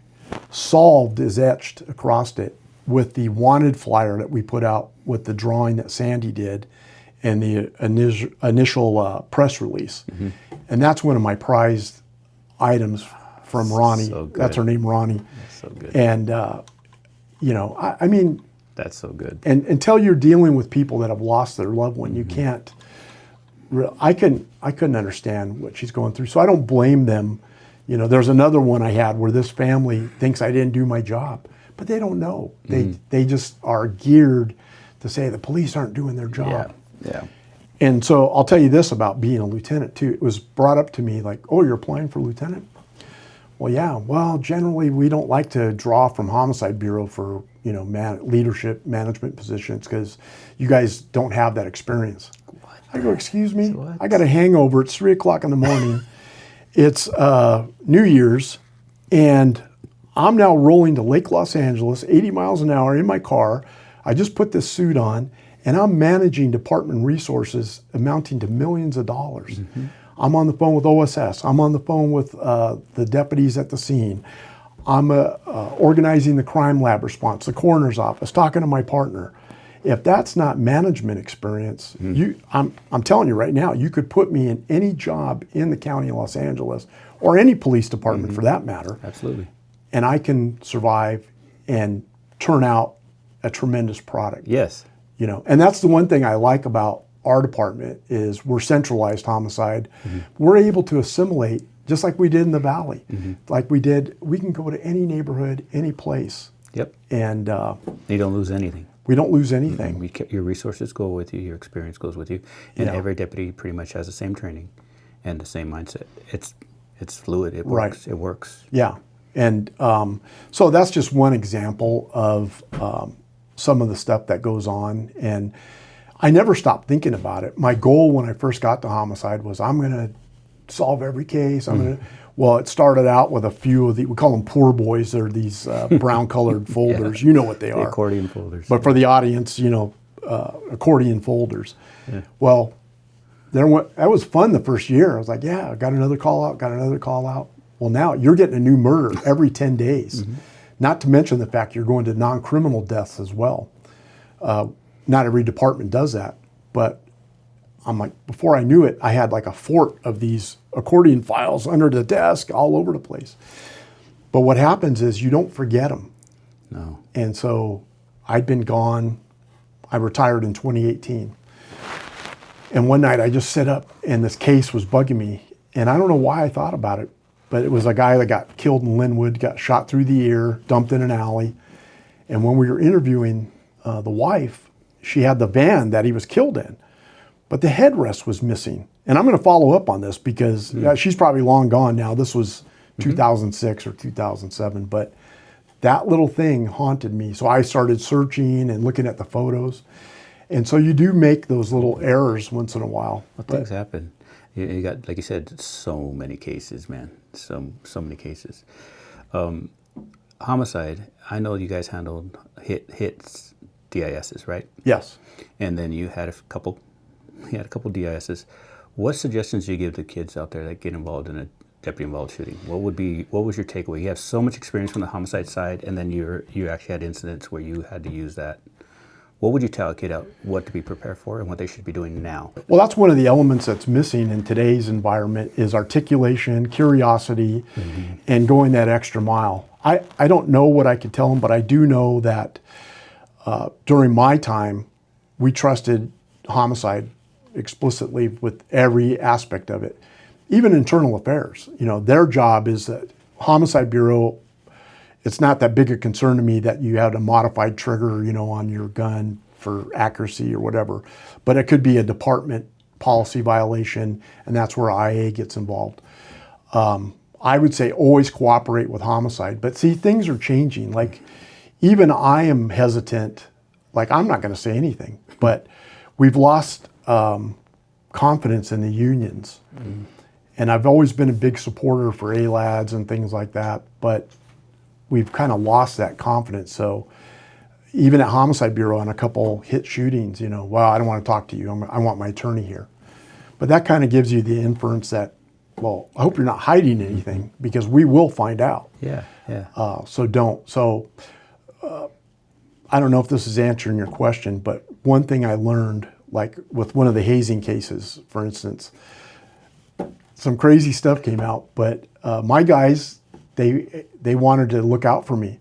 No, they didn't lie, but they just didn't expand on whatever. So when it was my turn to get called in, internal affairs, did you do this? Did you do that? Yeah, it sounds a little uncomfortable to admit it, but yeah, I did that. Probably, I don't know. It was the moment. So word got out. Hey, Godfrey threw up all over himself in there. And then a couple of them cornered me and they go, why'd you throw up on yourself? Like, I wasn't throwing up on myself. What you guys don't realize, when I promoted a sergeant, I already had 20 years on. I already know they don't ask questions they don't know the answer to. So I might have done a policy violation or something like that, but I'll get some days off, but I'm not going to get terminated. If you lie, you die. So I hope that people understand that, and that's not always a guarantee that that's true. That's going to happen, but it's important that they be cooperative, but they should have legal protection. And I'm demanding that the unions and stuff provide the best legal representation. And I got great representation. I mean, I ended up being very satisfied. But when you're in the moment of it, when you actually get your badge and gun taken away from you, it's a lonely feeling. And that's what I mean. It's got to be hard. Well, I'll talk about being attuned to hazards and stuff. Like, I'm not a big one to follow a thing. I got to sit facing the door. I'm worried about all these threats. What I do is I look at reflections. I look at the actions of people that are in the restaurant or the bar. I try and pick up on those things. Sounds too. Okay, sounds and stuff like that. But then, anytime you use a firearm today, like, everyone's going to jail. No one's going to say, okay, you're good, you're a retired cop, you have this. No, they're going to hook you up too. So I'd rather look for a picture or something. I'm going to bludgeon somebody with it, or I'm going to take their gun from them, you know. The gun is last resort nowadays. Yeah. Unless you live in Texas. I just want the guys and girls that are out there working today to don't lose faith and hope. Mm-hmm. There's good people out there in the management leadership roles. It's a little convoluted. It's backwards. Yeah. Leaders should be supported by managers, not the other way around. True. Very true. But find a good mentor. I still have people call me to this day, ask me advice about a case or something like that. But not all is lost. Just be glad you're not flipping burgers. You're living the dream. Yeah. But you get influenced by negativity, and which is so prevalent because of social media and stuff like that. So, like for you and I, we were able to kind of remove ourselves. But see, when I decided to promote, I'm now right back in it. Yeah. I'm where they're at. Yeah. So. That's why I didn't do it. That's too much. Well, now in retrospect, it's good for me because of past marriages and stuff like that. The extra money definitely. Oh, God. I still live paycheck to paycheck, but it's like if I didn't have that little extra, I'd probably be welcoming you to Walmart or something. You know? I don't know. It's I don't know. I seen your museum, man. Hey, that started. Your museum competes with Whittier by far. But when that started, I was 11 years old. That's a lot of time. And my dad had a couple laterals that came to his department. They gave me some patches. But my dad used to let me run his uniforms into the cleaners. This is how it all started. And the walls were covered in patches, door seals. I was enamored by it. Yeah. And ever since then, I started collecting 1, 2, 3, 4. And then as I got into my teenage years, got a couple badges. Then I started collecting hats and helmets. And it's now amassed. You know, here we go. You saw my garage. I ran out of room. I love your Harleys, your truck. I mean, I've got the 77 restored LASD Nova. It looks like the radar cars that used to chase me around. Yeah, it's, you know. If you turned it on and I heard that 4-barrel, I'd probably run. Yeah, and then even you noticed on the roof, the pencil, because, you know, when I worked patrol, there was no handheld radios. And so you had to put the outside speaker on or hang the mic over the door, and you got your pencil. And you had to hope that while you were writing reports, that car didn't go back out in the field because your information you needed was on the roof. Was on the roof in pencil. The greatest memories, I mean, I was looking at all of it, some cool stuff. You have beautiful stuff. How many badges do you think you have total? Just if you had to. I lost count, and I kind of started to put it in a category where it's places I worked or my family worked. Except for in the case of like Compton, I have a Compton collection. And that's because I feel bad that they've been around since 1888. They were a wonderful department. You know, politics changed it, but that's why I collect Compton, because it gets discarded. Yeah. And those guys that built that department to what it was, they're going to. You're saving it. You're preserving it. It's beautiful. Yeah. It's beautiful. I couldn't look at everything. There's so much to see. The uniforms. You have the oldest, most put together. You put everything back. I mean, the whole uniform is there. Right. Like you could go 10-8. Right. Well, you know, they're on mannequins. Yeah, but I mean, was there like there. 15 mannequins in there, maybe more? I have a video that that Ronnie sent me. Can I show it when we do this? Yeah, you can show He it. just goes around and looks at the room. Unfortunately, everything had been taken out of the lockers and all Yeah, that. we were looking at everything. Yeah, it's like, so it's very neat. I'm so organized, I'm disorganized. It's beautiful though, man. But that'll get back to your question about what I could tell the new generation out there. Understanding where we came from. You know, I look at these things and I'm like, was that guy corrupt? Was he, you know, all the benefits that we enjoy now, those guys had it worse. They were working 7 days a week. They were, you know, under low pay. They didn't have the protections of the associations and all that. Sure. So I enjoy looking at that stuff. And they were working, it was just as hot in Los Angeles back in the early 1900s as it is today. And they had those heavy wool coats and 6 shots and no radios and no computers. right. No conveniences. It was just the job. Yeah. And before I forget, because we're bouncing around so much, but there was something else that is very important that for the generation that's working now is remember this. It's always better to explain why you did something than why you didn't. It takes longer to kiss off something than just handle it. Yep. And it's going to take you some extra time. And there's been some people that have been disciplined and even lost their jobs because of their lackadaisical attitude towards doing what is right. So be proficient in writing, that's what's getting most people in trouble is they don't have the knowledge base that I think our generation did. And I told you a story about this female deputy brought this outstanding arrest in. I mean, I love what they were doing, but she said, he kept talking about some guy named Rico. Rico? Yeah, I don't know. He's like part of this gang or whatever. And I'm like, you know what that stands for, right? She didn't know. Racketeering, influence, corrupt organization. That's what he was trying to tell her. He is a witness or a suspect in a RICO investigation. But it's asking those questions and being curious. You know, being curious about, hey, wait a minute, you know, and don't get caught up in, you do what you think is right. You do what you believe God wants you to do. And just ask for forgiveness if you know, if you mess up, because you're going to mess up. Everyone messes up. We're infallible humans. There's you know. There's no way you don't mess it up. Yeah. But don't think that's gonna always be bad. Like right now, I think we're in a bad wave right now. But I think it's gonna come up. It is. And the guys got to be ready to start working again. Hopefully. Well, and that's the thing is you get comfortable having excuses. I heard one of the other guests talk about the windows. Okay, and I'll get heat for this too, but I love LAPD. I wanted to be an LAPD officer. I didn't want to be on the sheriff's department. But their take on it is, well, you got to work the jail. But the jail is a university like no other.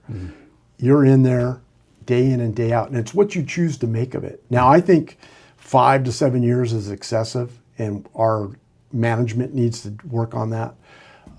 It shouldn't be any more than 2 years. During my time, I got displaced out of special investigations on a thing called TORA, Temporary Overtime Reduction Assignment. They took a bunch of us from the detective division, SWAT, and sent us all back to patrol. Took me 3.5 years to get back. And that's how I ended up becoming a motor officer. That's how I ended up working all these different stations, is we just got displaced. Instead of taking people from custody and putting them in patrol and getting them the training that they need, why are you going to ravage detective division and special operations when you have all the resources? Give these guys a chance to earn what they want, what they signed up for. And for people that don't think that the jail is not a little city, there's rapes, there's murder, there's drugs, there's, you know, you're dealing with all these entities that you don't realize that you're missing out on. You said college.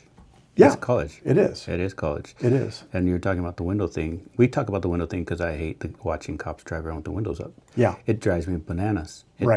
Ask my family, I'd lose my mind. Like, there's another one. There's another one. And now they're doing it. Yeah. Well, there he goes. There goes Dad. And I go, it's my biggest pet peeve.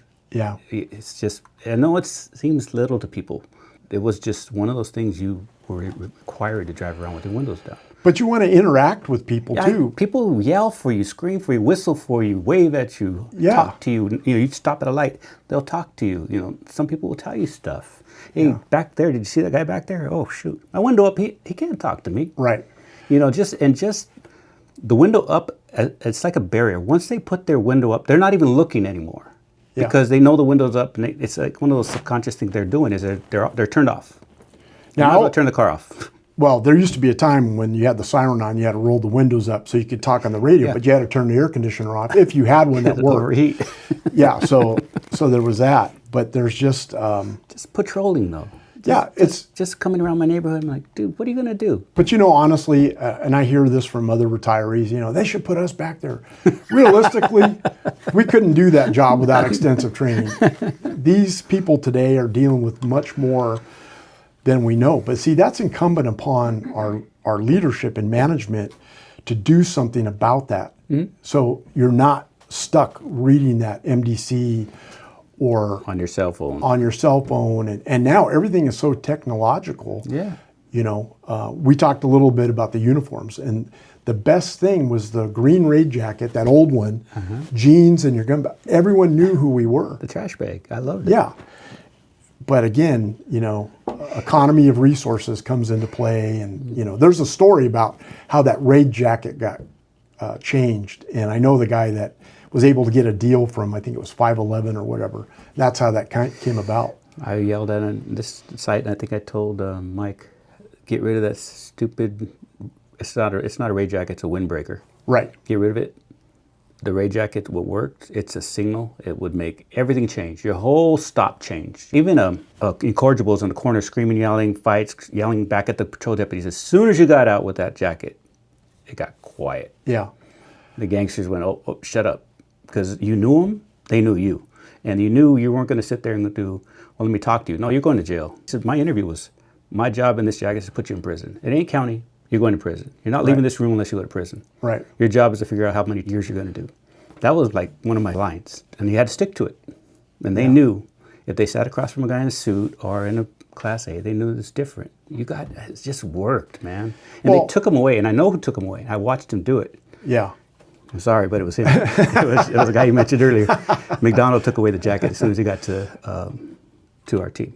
Yeah. I watched it happen.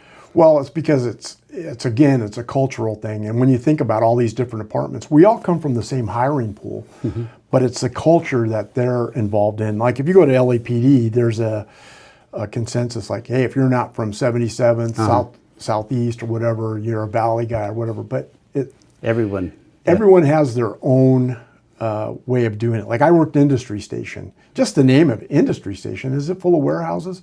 No, you worked there, gangs. It's a gang-infested it's gangs everywhere. Pursuits, shootings. It's not what it sounds to be, you know. It's all what you make your car is your office. So there's no excuses. So to get back to advice to give to these guys that are involved in shootings is get all the training you can get. Know what your rights are. You know, always have that, and rely on your curiosity and your articulation. Think very hard about what you're about to say, because anything you say is going to be used against you. True. Now, we'll talk about that for a moment too. State of mind things have come up. Well, state of mind for my shootings was a different threshold. So let's say, Adam, you have a reptile collection and you like tarantulas and you want them crawling on you. I'm scared to death of them. So my threshold and threat level is going to be elevated for my state of mind.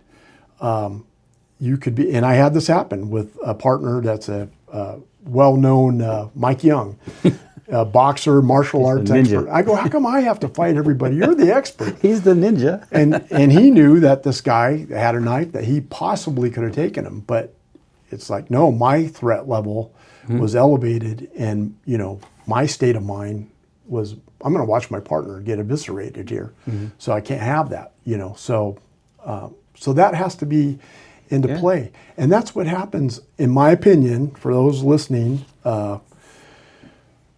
Subordinate leadership that are managers, follow your leaders. Put your leaders. If you're going to promote people, put them in leadership positions with the proper management things. For me, I could say that maybe I had the fortitude and skill set to maybe be a commander. But you go beyond that, it is big business. It is managing resources and all that. And you have to just be able to eloquently tell the leaders like, hey, we can't do this because we're opening ourselves up to a lawsuit. Okay, I understand that. So that leadership mind can come up with a different tactic to deal with the problem. Yeah. And don't blow smoke up people, Be forthcoming, don't do stuff. Another mentor of mine from LAPD, Keith Bushy, he has a bunch of leadership books and stuff. Something as simple as not giving an employee bad news on a Friday, or calling them at home and it's like, hey, sorry to do this to you, but Monday you got to turn your badge and gun in. They've done it to me on like Christmas. Are you serious? And that's the other thing, is having decency and humility to everybody in the program. True. Like professional staff, I've heard you say this before.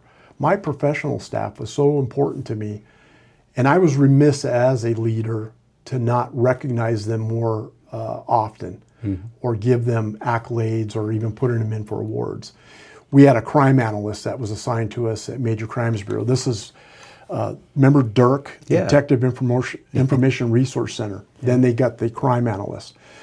Well, Liz Rodriguez was fantastic.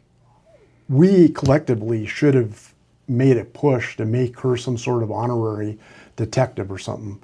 She was on it, and just like homicide, we're only as good as the information we receive, and we manage it. We're only as good as the things that you provide to us. Like I told you about the baseball cap you guys gave me one time with this big old thick bill. Yeah, there's not a microphone hidden in there. That was before my time. Or a pager in when it's 2018. That's before my time too. Yeah, so we innovated after that. Yeah, I hope we're not going over. No, professional staff is great. I mean, they're, I said, sisters to me. They took care of me. They protected me. They kept me out of trouble. They gave me the heads up when something was coming. They fought for me when I wasn't in the room. Yeah. And I'm going to say it, outstanding. Yeah. Outstanding. No, they're the captain secretaries, for instance. They're in charge of everything.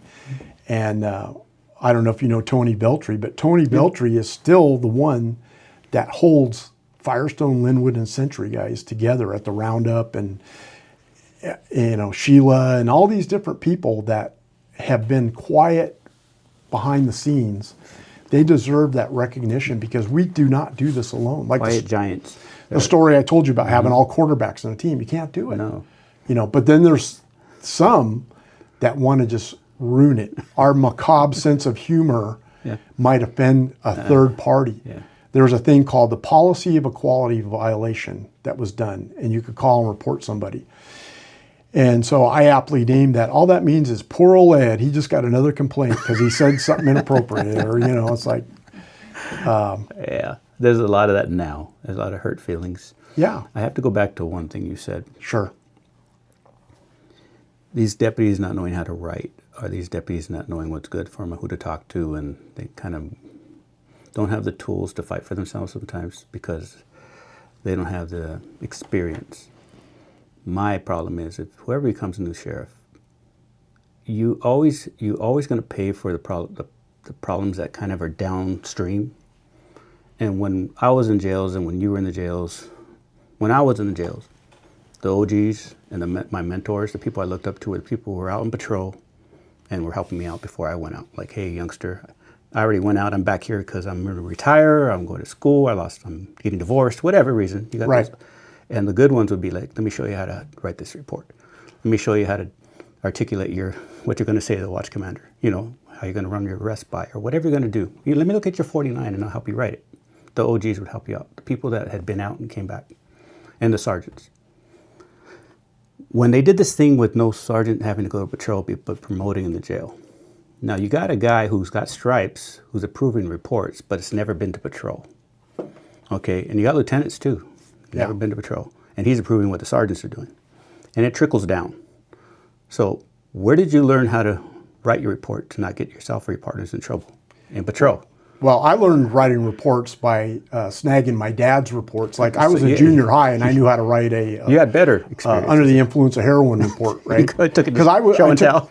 Because you have to be all in. But they don't have that anymore On with this. these guys that never went to patrol. I did a board because at Firestone we had all these different boards. So what you did to develop your writing style and articulation was you came in early and you read reports from the shift before, like a good reasonable cause robbery arrest or, things like that. And so I did one at one of the stations I was at, and it got tossed. It was in a corner. I made copies. We don't want to hear this boomers, war stories or whatever. It's like, no, you're missing the point.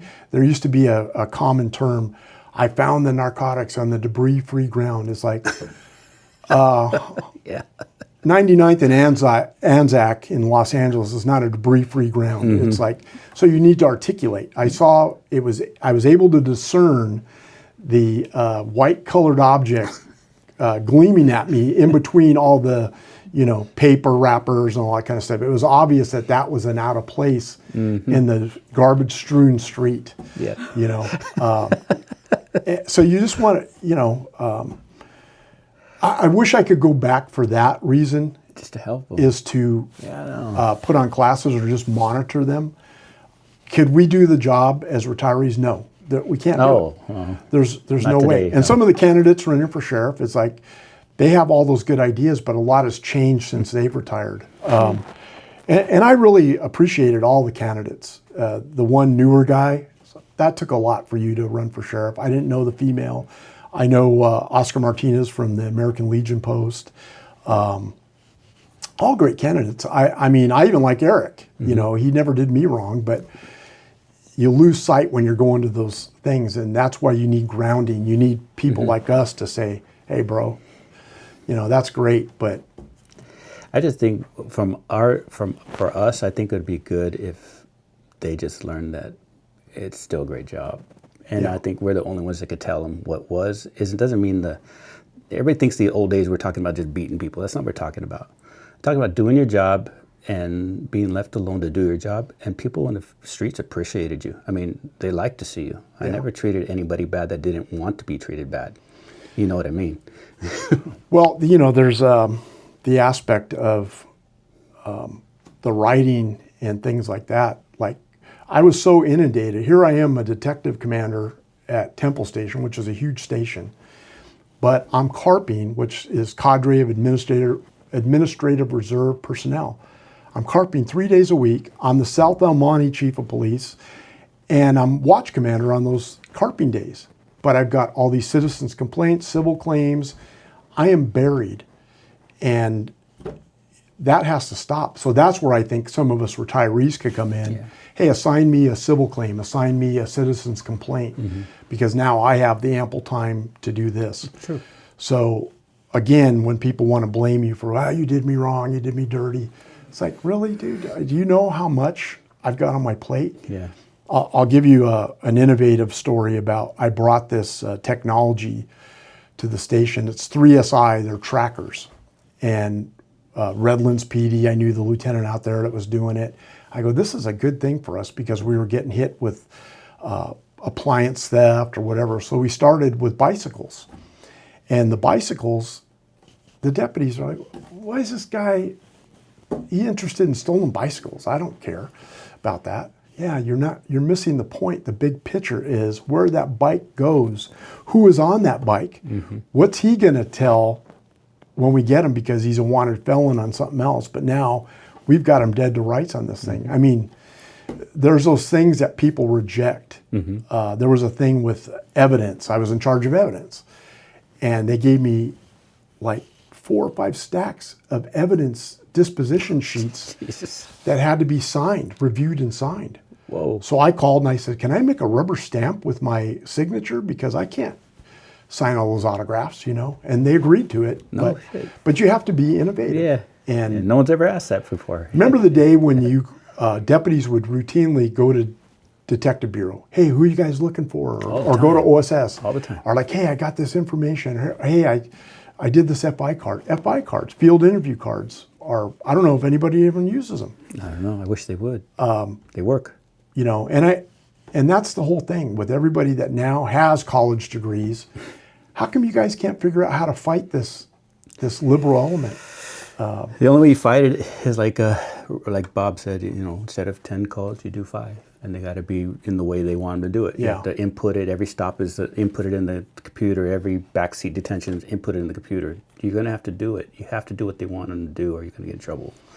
But you just can't do the 30 or 40 a night like we used to do because we would just catch and release all night long. And that sucks because you get a better, but your percentage is better if you get a lot more. Like, it's just like fishing. The more you throw it in the water, the more you're going to catch. But let's talk about networking too. That we don't do networking because we're so wrapped up in our identity as, we're number one. No, we're number one. No, you need to put a face to something. Hey, I need something. There was a case I had involving an LAPD officer. It was a robbery extortion case.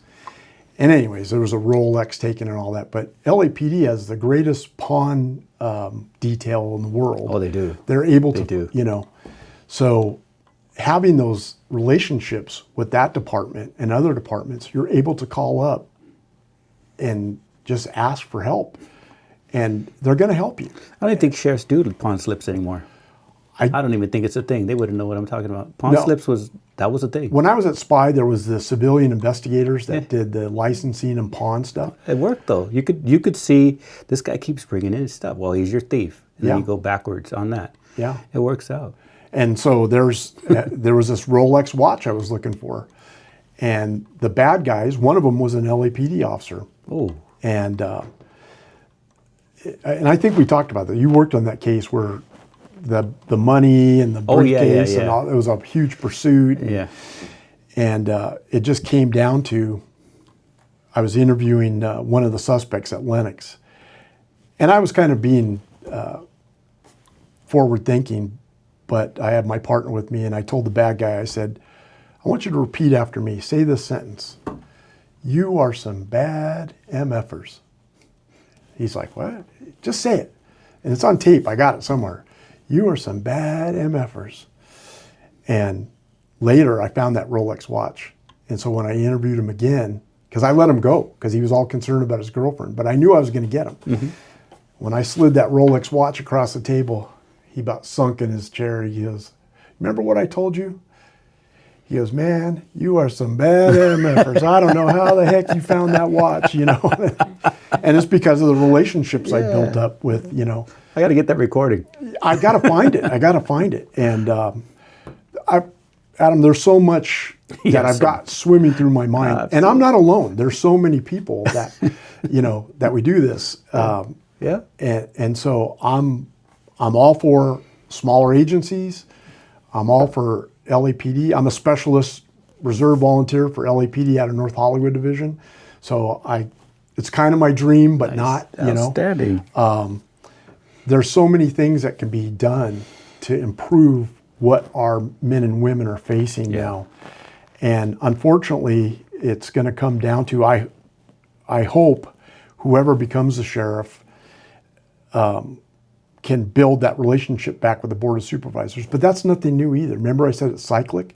Sheriff Klein, back in the early 1900s, he went through this with the Board of Supervisors.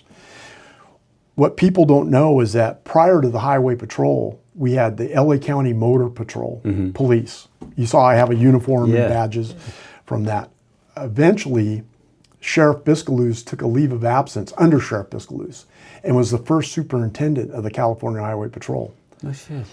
Our guys hung out till about 1932. 1929 is when the Highway Patrol started.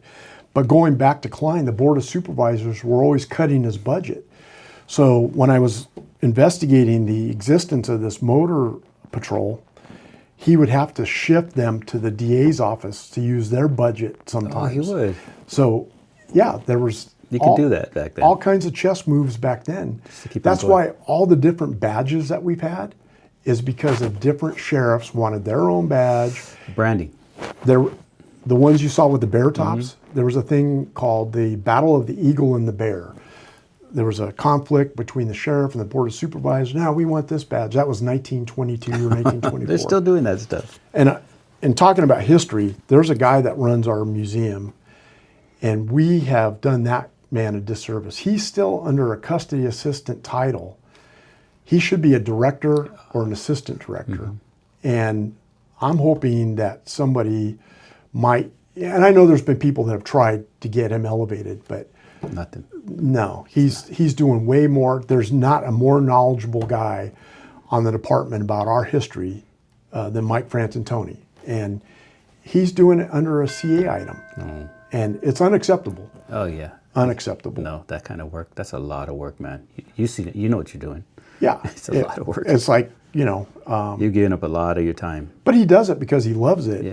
Yeah. But somebody needs to be mentored by him. Yeah, to pass it on. Because eventually he's going to have to retire, age out or whatever, or just the get next sick person's of. not going to know what he's talking about. And they tug and pull him in every direction. He's like an extra body to these people. That's exactly No, it. he should be lifted up because that's huge. Well, let's talk about that too. Custody assistants and other personnel that I've recruited, they all get disqualified for this, for that. The mishandling of some of these positions.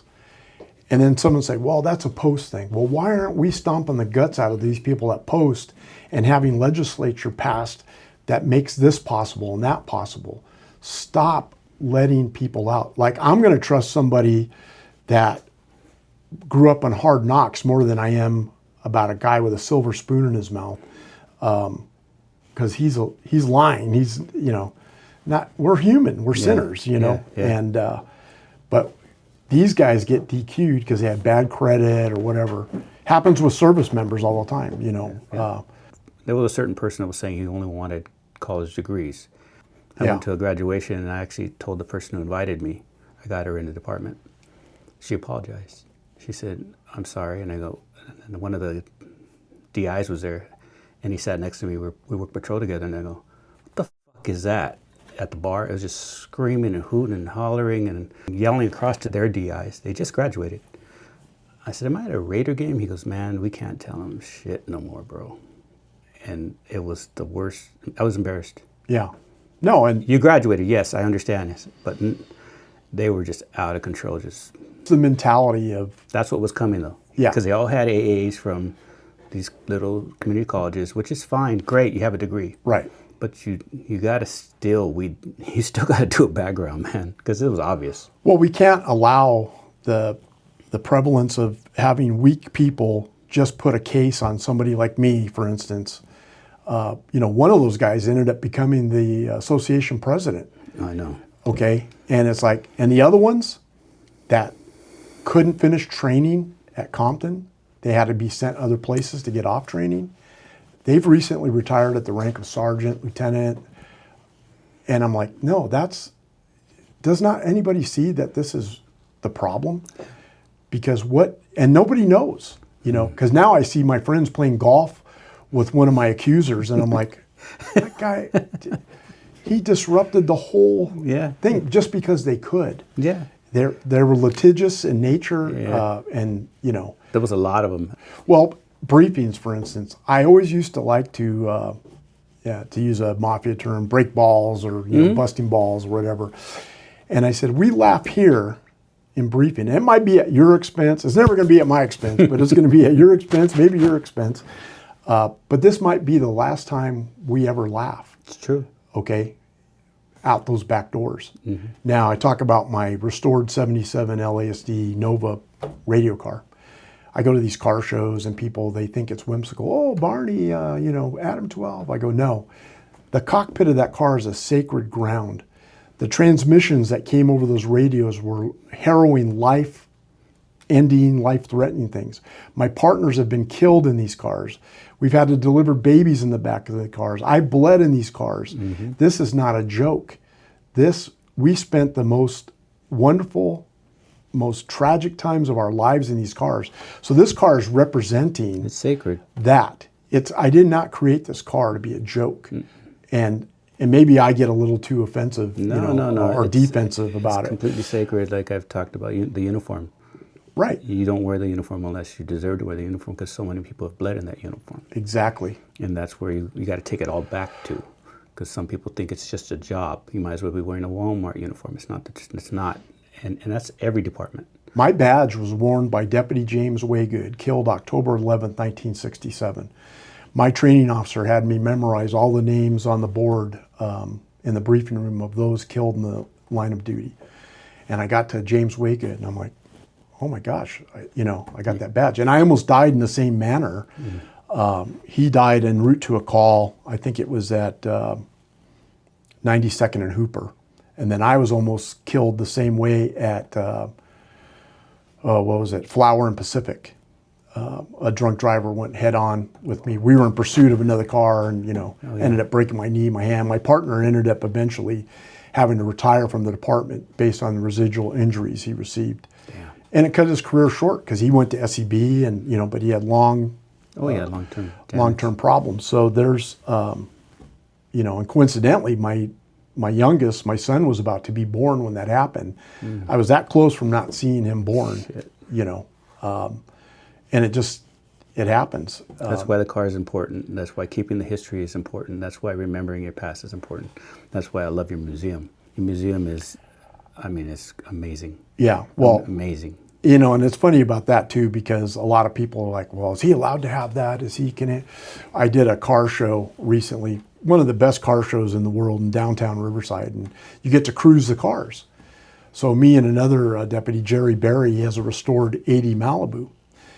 So one of the Riverside sergeants, who coincidentally was a lateral from us to there, he got stopped by somebody and says, hey, are they allowed to do that? How come they, do they have a permit to do that? It's like, Karen, go away. Just, go over there. Nobody asked for your opinion. But there's those people that will smile in your face Yep. and say, oh, I don't know that Godfrey should have all that stuff. Get a life. Yeah. It's Get a life, man. If I wouldn't have saved that stuff, it'd be gone forever. Well, because people say, well, when you're gone, are you going to donate it to the museum? No. I spent my lifetime. Now, it's just other people's stuff. If my family wants to keep what I wore and used, fine. But get the highest amount you can get for it. Don't donate it. And there's so many donations that come in. There's an abundance. There's real collectors out there that would preserve it. Now, the one thing that I feel comfortable and I can defend my position on is I don't have anything the department doesn't already have. Mm-hmm. And if I got something so rare, I would turn it over to the museum. Because that's where it belongs. But if there's two of them, or maybe I might keep it for a little while, I don't borrow it for a while. So then we get back to the, I don't know, I just been having it. So I gotta end this with hats, man. Oh, yeah. I love the hats. So I got the roundup. You were wearing a different hat every day. They're works of art. They're beautiful, and you do them all by hand. Yes. So it's this one, and I'll tell you the story how I became a hatter. I haven't even been doing it a year yet. August 29th. You're kidding. I made my first hat. No way. In a year? In a year. Jesus. So there was a legendary motor officer from LAPD, J.J. Leonard, who had his own little museum. He was kind of an inspiration to me. His daughter sold me a bunch of his stuff that was left over that he had. And so I went to her house, and she handed me this Resistol hat that he had. And it was not my size, and it needed repairs.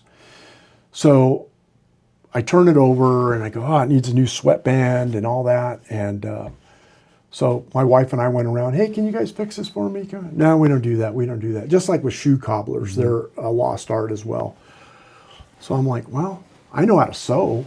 So I took an old uniform service cap, took the sweatband out of it and sewed it in this Resistol, and then I wore it. And I go, hey, I steamed it, I fixed it.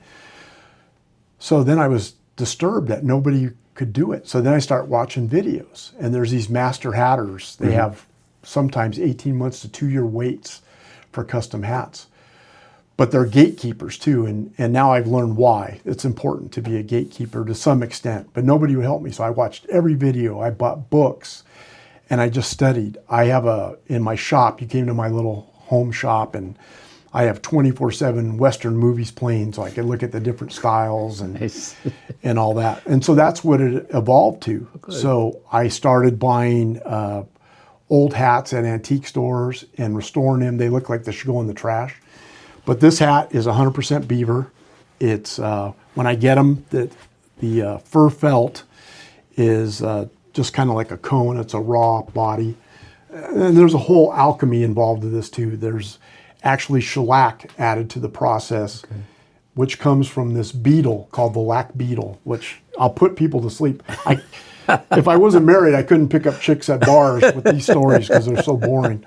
But even the ribbon is grosgrain, vintage grosgrain ribbon, which is no longer being made. Now it's polyester, and so it's hard to get that. And so that's what it comes from. And then I started, I call it Godfrey's Old West Hattery. Another LAPD motor officer friend helped me come up with the title. And it's the original hat squad, because these hats, the big wide brim, tall crown, come from me growing up watching old Westerns, Tom Mix, Buck Jones, Tim McCoy, and they all wore these hats. Now, some people call them 10-gallon hats, but that just stands for the Spanish term. The galeones were the bands. So they go, oh, that thing's like 10 galeons high. And so Stetson's logo, in fact, is of a cowboy giving his horse water out of the hat. But it's not 10 gallons, it's a couple quarts, you know. So Maybe move your water so I could see it. Oh, yeah. Yeah, for sure. So anyways, it's, and I don't know, I just found put the bear. that little bear. The bear goes everywhere, The right? bear goes everywhere. So that's how it all started. That's beautiful. It's beautiful. You know, it's... I've seen it. I've seen your shop. It's amazing. Another shop besides your museum, besides your bikes. I mean, the cars. the cars. Yeah, it's like, for a poor guy, you sure have a lot of stuff, you know. And that's the other thing too, that I did a little video of my room, and I go, as many times as I've been displaced, you know, divorce, whatever, the stuff I had as a kid always went with me. Yeah, you kept it all. All I needed was a bedroll and a pillow and all my stuff. You know, all my stuff. It can't go away.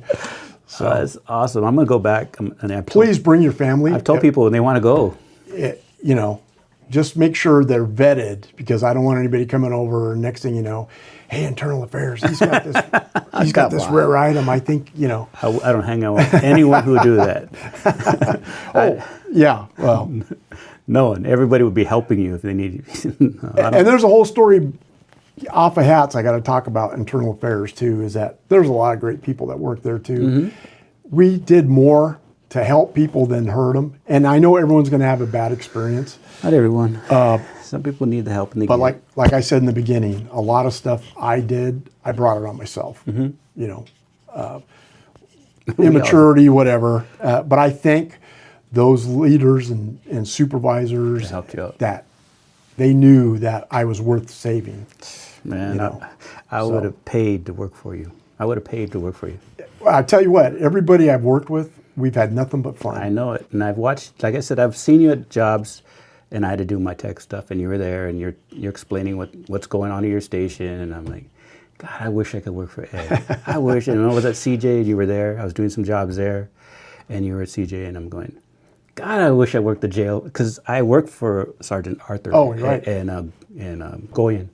Goyen was a commander in Vietnam. Okay. And he was my first sergeant.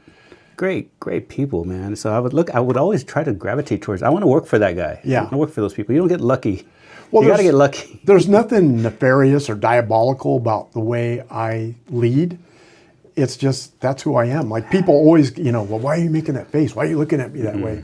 I go, what am I supposed to do? I'm not grimacing. It's just my physical, you know, thing. But there's just so many things that go on that you don't know. And that's why you can't get too mad at the leadership or management or department, because they, remember when you had Globe Explorer?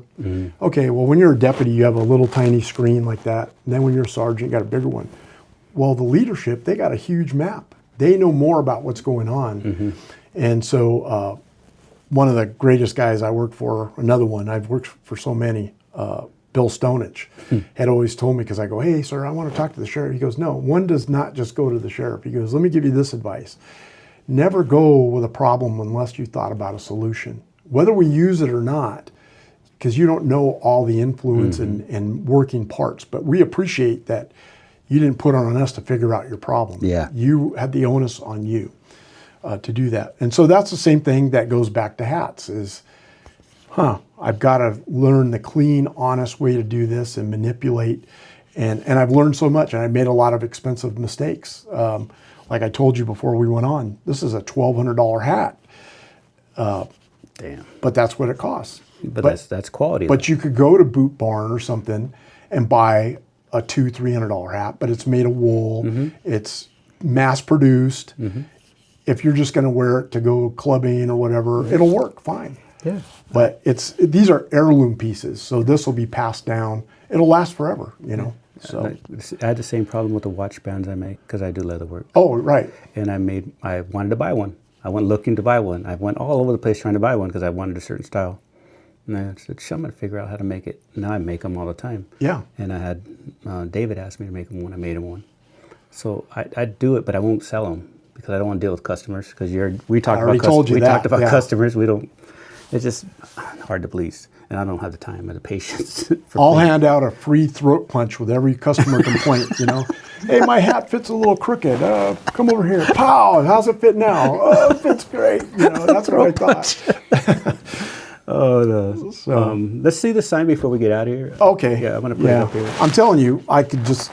No, we did it. We were 7 hours the other day. I thought we're gonna hang out with Ed for a little while. He's like, "What time is it?" I got home like almost 11. People are probably like, "That guy's an a-hole" and stuff like that. But don't let him see you because he's gonna talk all day. You know, it's like, hell no, I love it. No. So, anyways, this is that. Go ahead and hold it. Right there. I can see it.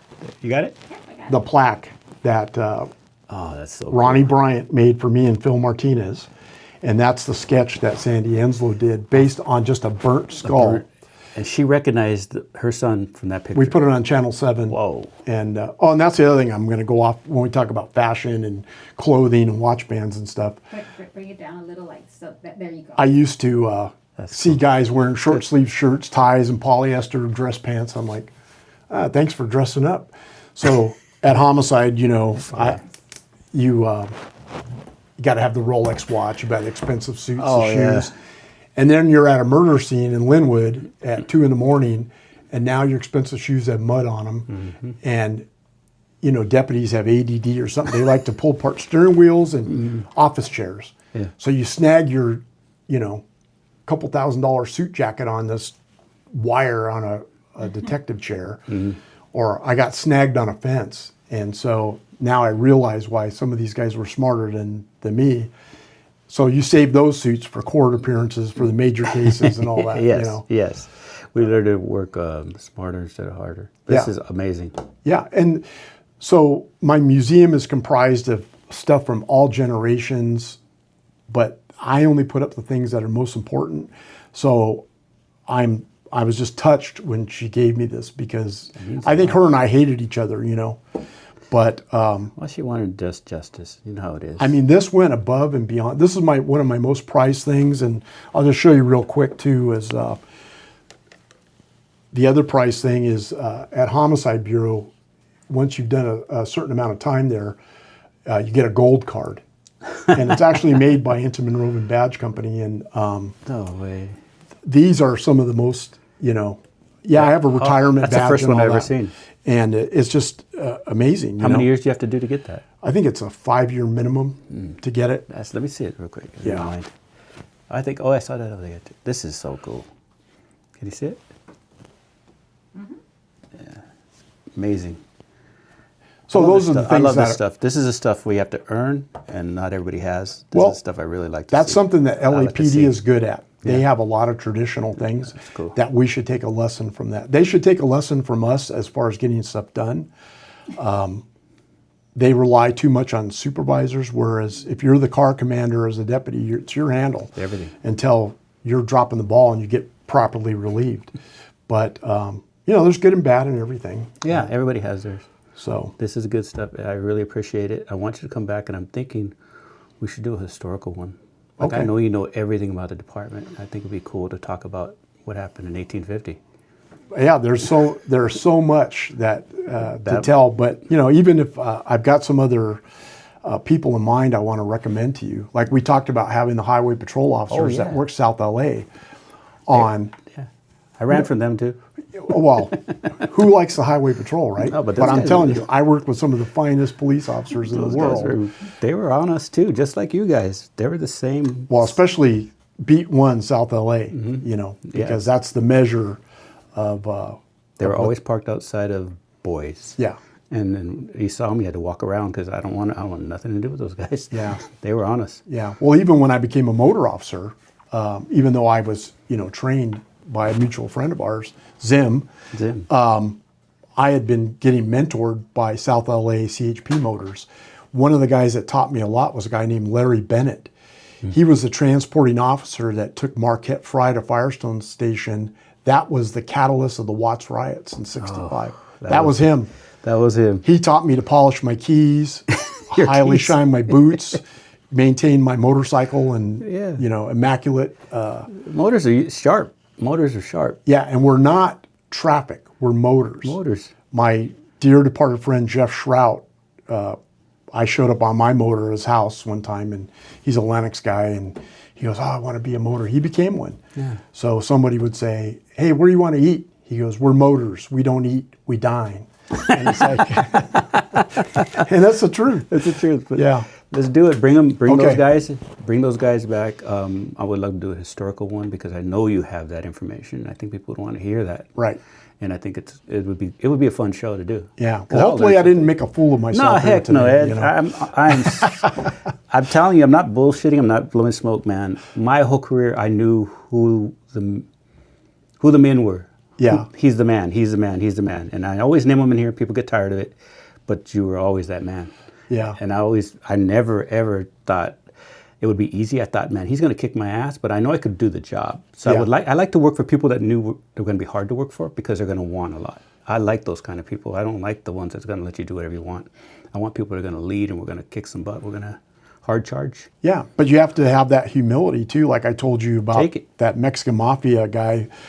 He goes, and he actually knew my dad. He recognized my name, and he goes, "Hey, you can do whatever you want to us, but don't take our dignity." Mm-hmm. And that has always stuck with me. Like, wow, that's a profound thing. I think you understand, coming from gangs, why you join gangs. I understand it because it's that cohesiveness, that camaraderie, that's your family. I'm trying to teach my grandkids now, the first time you realize that no one's coming to save you, you have to be reliant on yourself. Mm-hmm. Because even in our circles, with all the, "Hey, we're down, I'm at this station," when it hits the fan, you can look around the courtroom or the administrative hearing, and it's like, they're not there. Mm-mm. They don't want nothing to do with you. I've had a conversation with my family members. I said, you rely on yourself. And I said, your exposure is your partner. It could be good, it could be bad. You could be like, I'm good, or it could be, if you have that inkling of thinking of my partner, that's how you work. Yeah. That's how you're going to conduct yourself in the car. Right. You understand that. You understand what I'm saying. You're like, okay, if I'm sitting with Ronnie Duvall, I know, okay. Well, see, I love those interviews. I know almost everybody you've had on the show, And, see, we sat in the car with the same guy. Yeah. She used to always say, your boyfriend's on the phone, and hand me the phone, because we'd be on the phone after work laughing about something that happened at work. And after we were there 12 hours and still talking about it because I loved it so much. Well, one of my kids lives in Arizona, and Dave Formansky was there, and he was in a barbershop. And my little grandson was there, and my son's listening. My son's a fire captain. And he goes, "Yeah, there's this big guy in here, and he's talking about Firestone, this and that." And he said, "Hey, my dad worked Firestone." "Oh, who's your dad?"